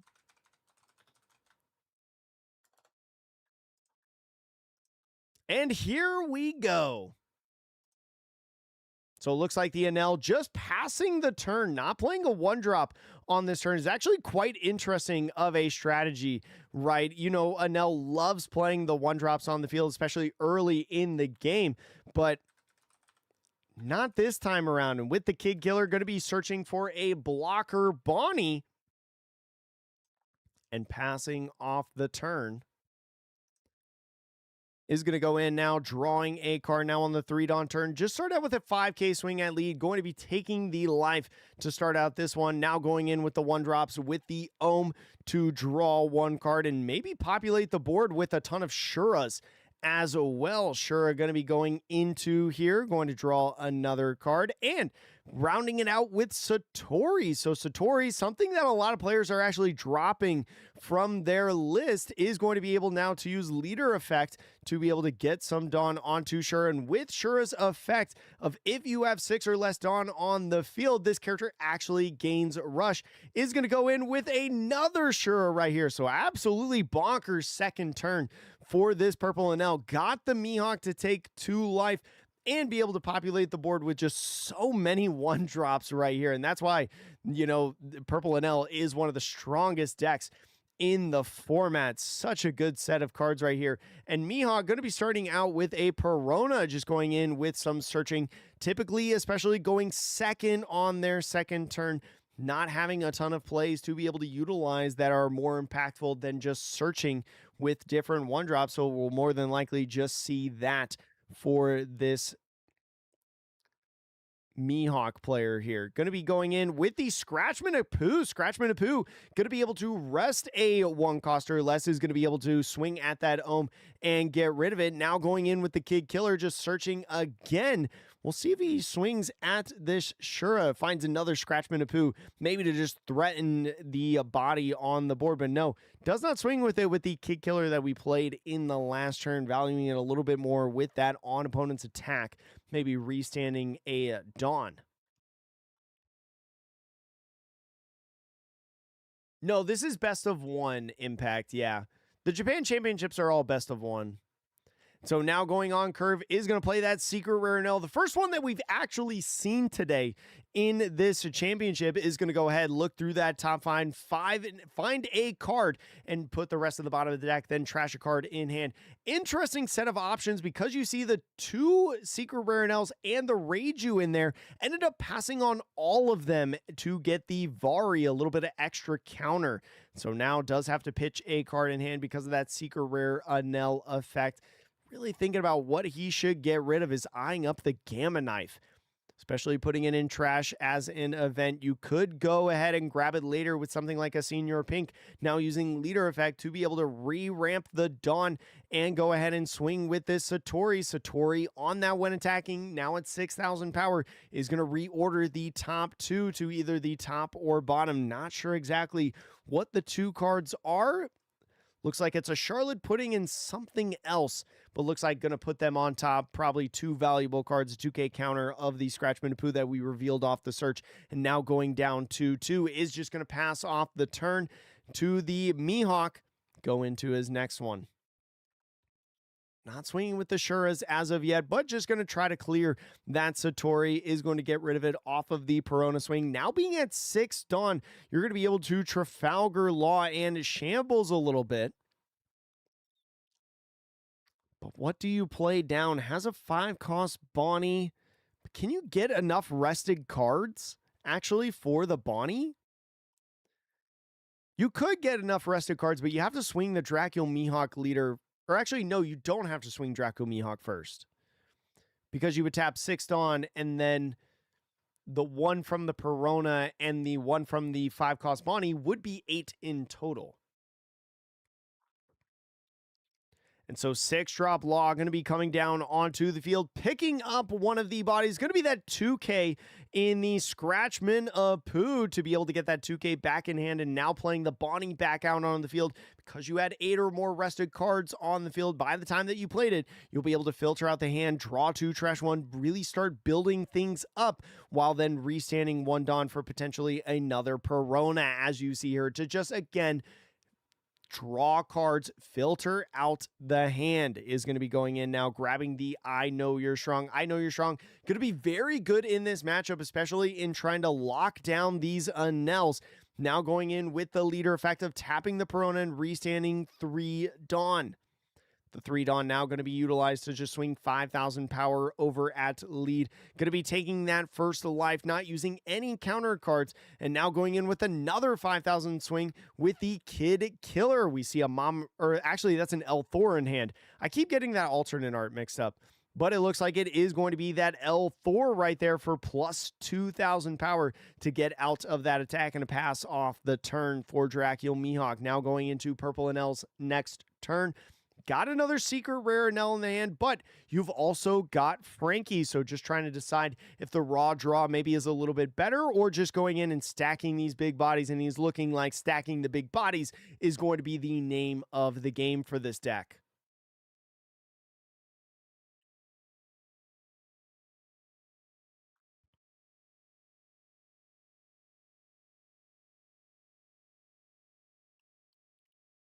When you're saying the images, are you talking about my images or or like on the stream, like the hand cam? So going in and grabbing a lightning dragon is going to go ahead, pitch Frankie off of it. Doesn't want to have Frankie in there, right? We've seen stuff like Tashigi be able to rest a lot of these different 5, 4, 6 cost blockers. And also deadly stuff like Dead Man's Game being able to rest things. So maybe Frankie not necessarily as valuable within the matchup. Lightning Dragon going to freeze that blocker, Bonnie, to make sure you're not going to get that blocker value off of that body, especially when you start going in and swinging these different cards that you have. Oh, gotcha. I'm just checking. This is the first time we've utilized these buttons. So going to be using leader effect to be able to swing in with the Shura 2K on that 6,000 power swing. Another 6,000 power swing that he's got coming in right here is going to have another 2K to get out of that attack. And now the 10,000 power swing going in at lead is going to go to 1 to activate the blockers. But now Vari is going to be able to boost up the cost in one of these Nels, make it an 8 cost. Vari, such a good counter against these green decks, right? Because you're going to be able to get around the I Know You're Strongs, to get around the electrical Lunas. So utilizing it on the rested Nel gives you the best possible option to be able to potentially not have this Nel be stuck in the rested position. You're going to be able to restand it more than likely. Starting out with the swing at the Shura is going to go ahead and clear that. Now sitting at the 8 Dawn. You see the Stun Bonnie right under me on the screen right now. Stun Bonnie would be a nice one to be able to guarantee that Nel stays rested. And it looks like a 6 cost Trafalgar Law going to be coming down onto the field again. Such a good card, and one of the reasons why Dracula Mihawk a strong deck. And there's that Stun Bonnie, as they were showing, being able to guarantee, regardless of cost, that Nel, even with a Vari addition, is going to be frozen on the next turn, is going to go in now and just search more with that Perona that we keep picking up and putting back down, playing over the Kid Killer. Is going to go ahead and find, I believe, an I Know You're Strong is in that search that he's mulling over. Looks like also maybe thinking about a Scratchman, a Poo. So it does go with the I Know You're Strong, especially with leader effect, right? Being able to restand some Dawn. Gonna have a little bit of Dawn for these different counter events and things of the sort. So I think ends up using leader effect on the Dawn to restand instead of the 1 cost Perona. Just goes in with the 7,000 power swing at lead and passes off the turn, leaving 1 Dawn open for a potential counter event. It's got the Billionfold event in hand. It's got a couple I Know You're Strongs.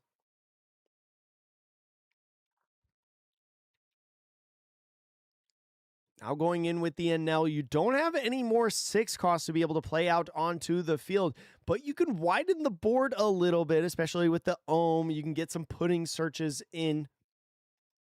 You've still got 1 secret rare Nel to be able to go in and swing with if you need to. Whew.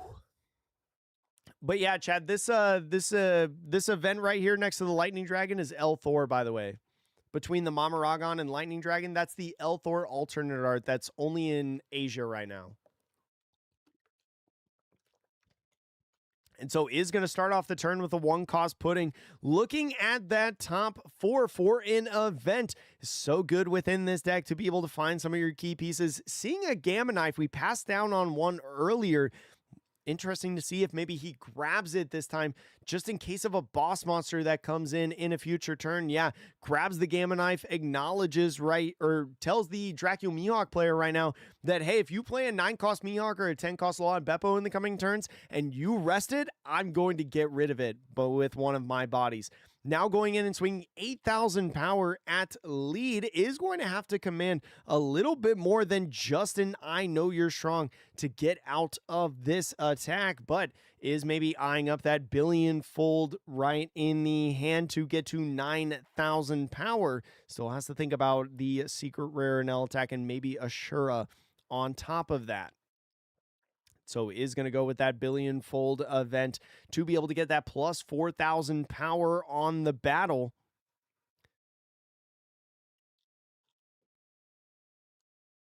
Enel still has to use leader effect at this point. Is going to go ahead and use the Gamma Knife. So proactively using it on the Trafalgar Law blocker. Maybe going in now with the Mama Ra or the El Thor. I keep getting those cards mixed up. The El Thor to get rid of the Law since it was a 1,000 power character. Gonna give the power over to the Shura because of the El Thor. And now with the Lightning Dragon coming in, stunning that blocker Bonnie yet again. He's going to put a lot of pressure to block with this other Trafalgar Law. Lose 2 blockers on the turn instead of 1. Enel looking to be in a pretty solid spot, I think, all things considered.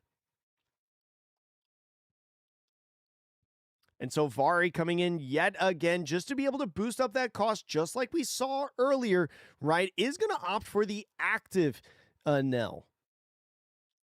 So leader effect coming in, leader effect going to be able to ramp 1 active 4 as rested and give 4 rested Dawn to a character. Is going to go on to the Shura, attach the extra active Dawn for an 8,000 power swing at lead. Has swung now 2 different 8,000 powers, is maybe a more magic number into the Dracula Mihawk matchup if you're looking up for pointers as a purple Enel player. The 8,000 power is going to have to command a couple cards out of hand.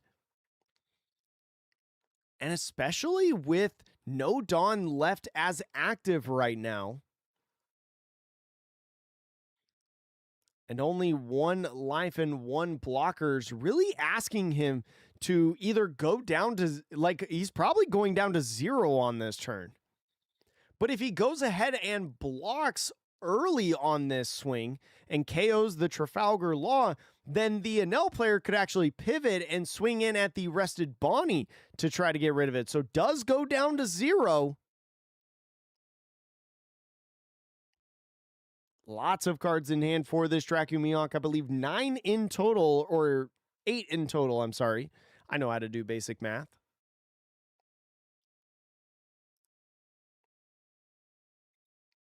Now going to go in maybe with this Enel, but looks like maybe playing an event first before potentially swinging with this active secret rare.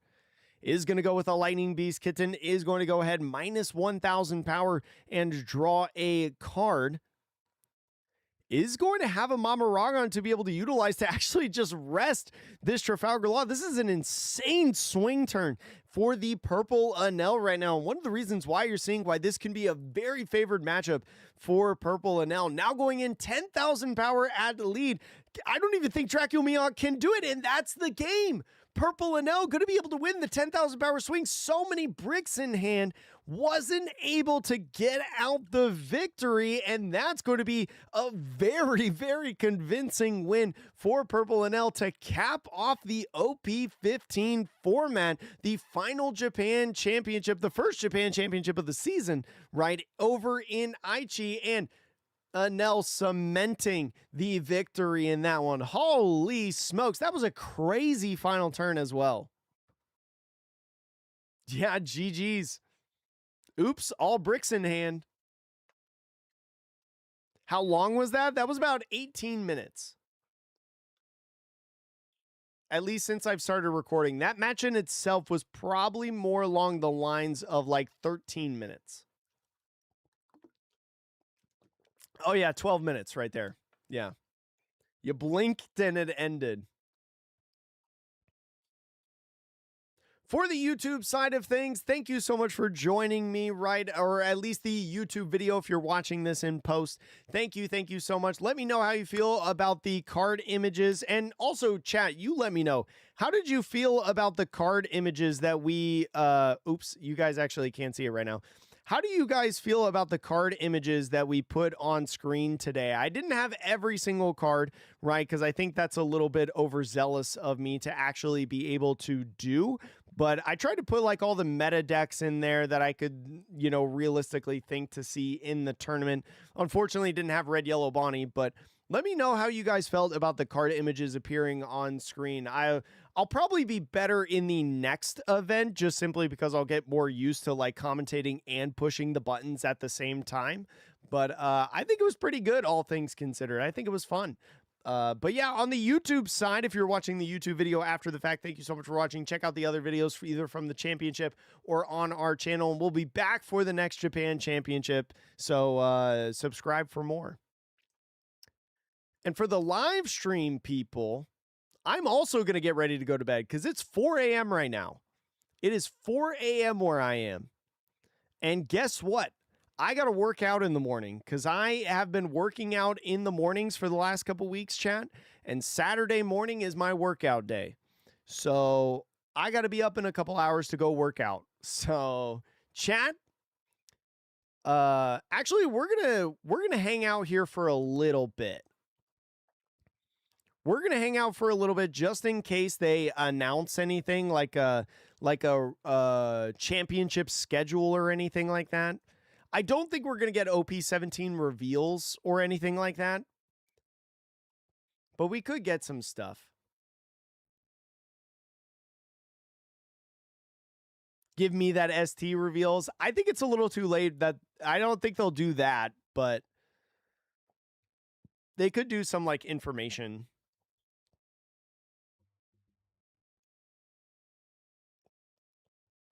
Maybe next flagship prize reveal. They did hold on. They did reveal some prize cards earlier. I don't know what this is for. But they did reveal this earlier. Furag. Actually, I think this is the flagships. Furagushipu. Yeah, I think these are the flagship prizes. Dang, I'm such a genius. OP17 box art, maybe? Maybe.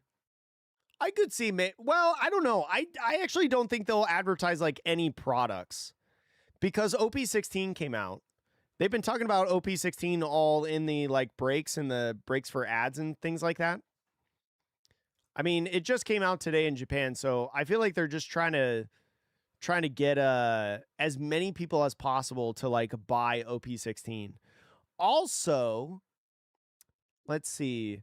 Earl ABE Nice Twin S3 Ricardo Simo and Giorva. Thank you so much for following over on Twitch. Appreciate it. Hope you all have been enjoying the stream. If you like the stream, chat, whether you're on Twitch or YouTube, please like, comment, subscribe, or follow, or whatever it is on whatever platform you're watching. Greatly helps the channel. I do this as a full-time job. Commentating is my shtick. And I hope you enjoyed the commentary today. I think it was good. I mean, it's been a hot second since I've commentated. Because there hasn't been a Japan Championship for a while, and Bandai Card Fest was a while ago. I mean, I did the Mesquite Regionals, but that was also a hot second ago. So, also chat in the Discord. in the Discord. If you're watching this on YouTube, you can go to the link in the description below. But if you're watching this on Twitch, you can go !Discord. I will post these deck lists in the Discord right now. I'll post these in the Discord right now. This is the Dracula Mihawk list. Mihawk from Aichi CS. And then this was the Purple Enel list. Enel list in Aichi CS. There we go. Any news? Any news? No, no news yet. Have you guys been seeing the prices on OP16 in Japan? It's kind of insane right now. The card prices in Japan right now for OP16 on release day are actually kind of wild. I think they're setting like record highs for the One Piece card game in Japan. For like some of the cards. Like I think like a Prisoner of Impel Down is like 2,000 yen I saw today.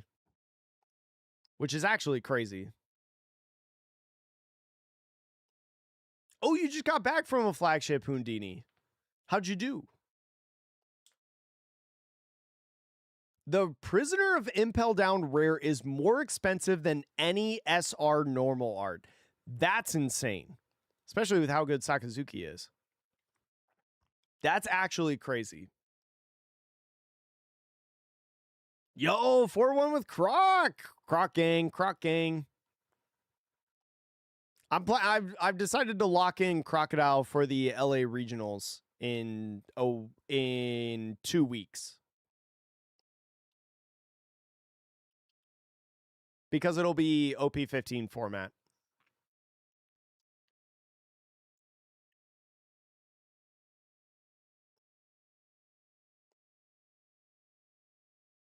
Just have stores sell on MSRP. I don't know. I don't know if that's like totally. Is that true that Konami forces stores to do that?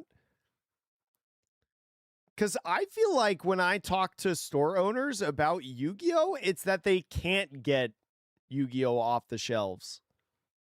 Like they put it at like MSRP because it is so hard to sell. Because Yu-Gi-Oh players just buy singles a lot of times. I hope we get the live action promos soon. I wonder when you guys are getting it in Asia.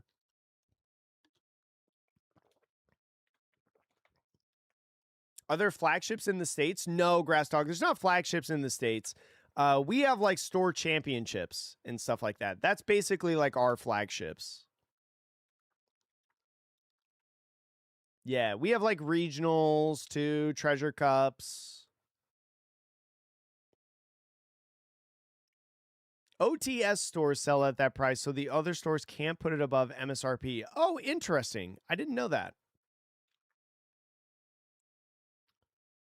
Dang, you guys want OP17 reveals? I just want a Japan Championship schedule. That's what I'm looking for right now. The only reason I haven't gone to bed yet is because I'm hoping that there's a Japan Championship schedule that they show. Oh yeah, I know Konami is really good at printing a lot of product.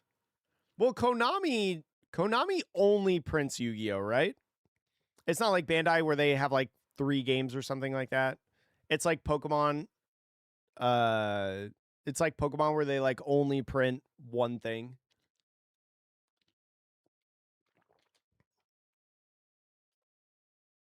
Yo, Guts, I hope you're having a good... Oh my gosh, a schedule! Yes! Poggers. We're so up, chat. We are so up. Okay, I can tell you right now. That next weekend there is going to be a Japan Championship, but I will not be live.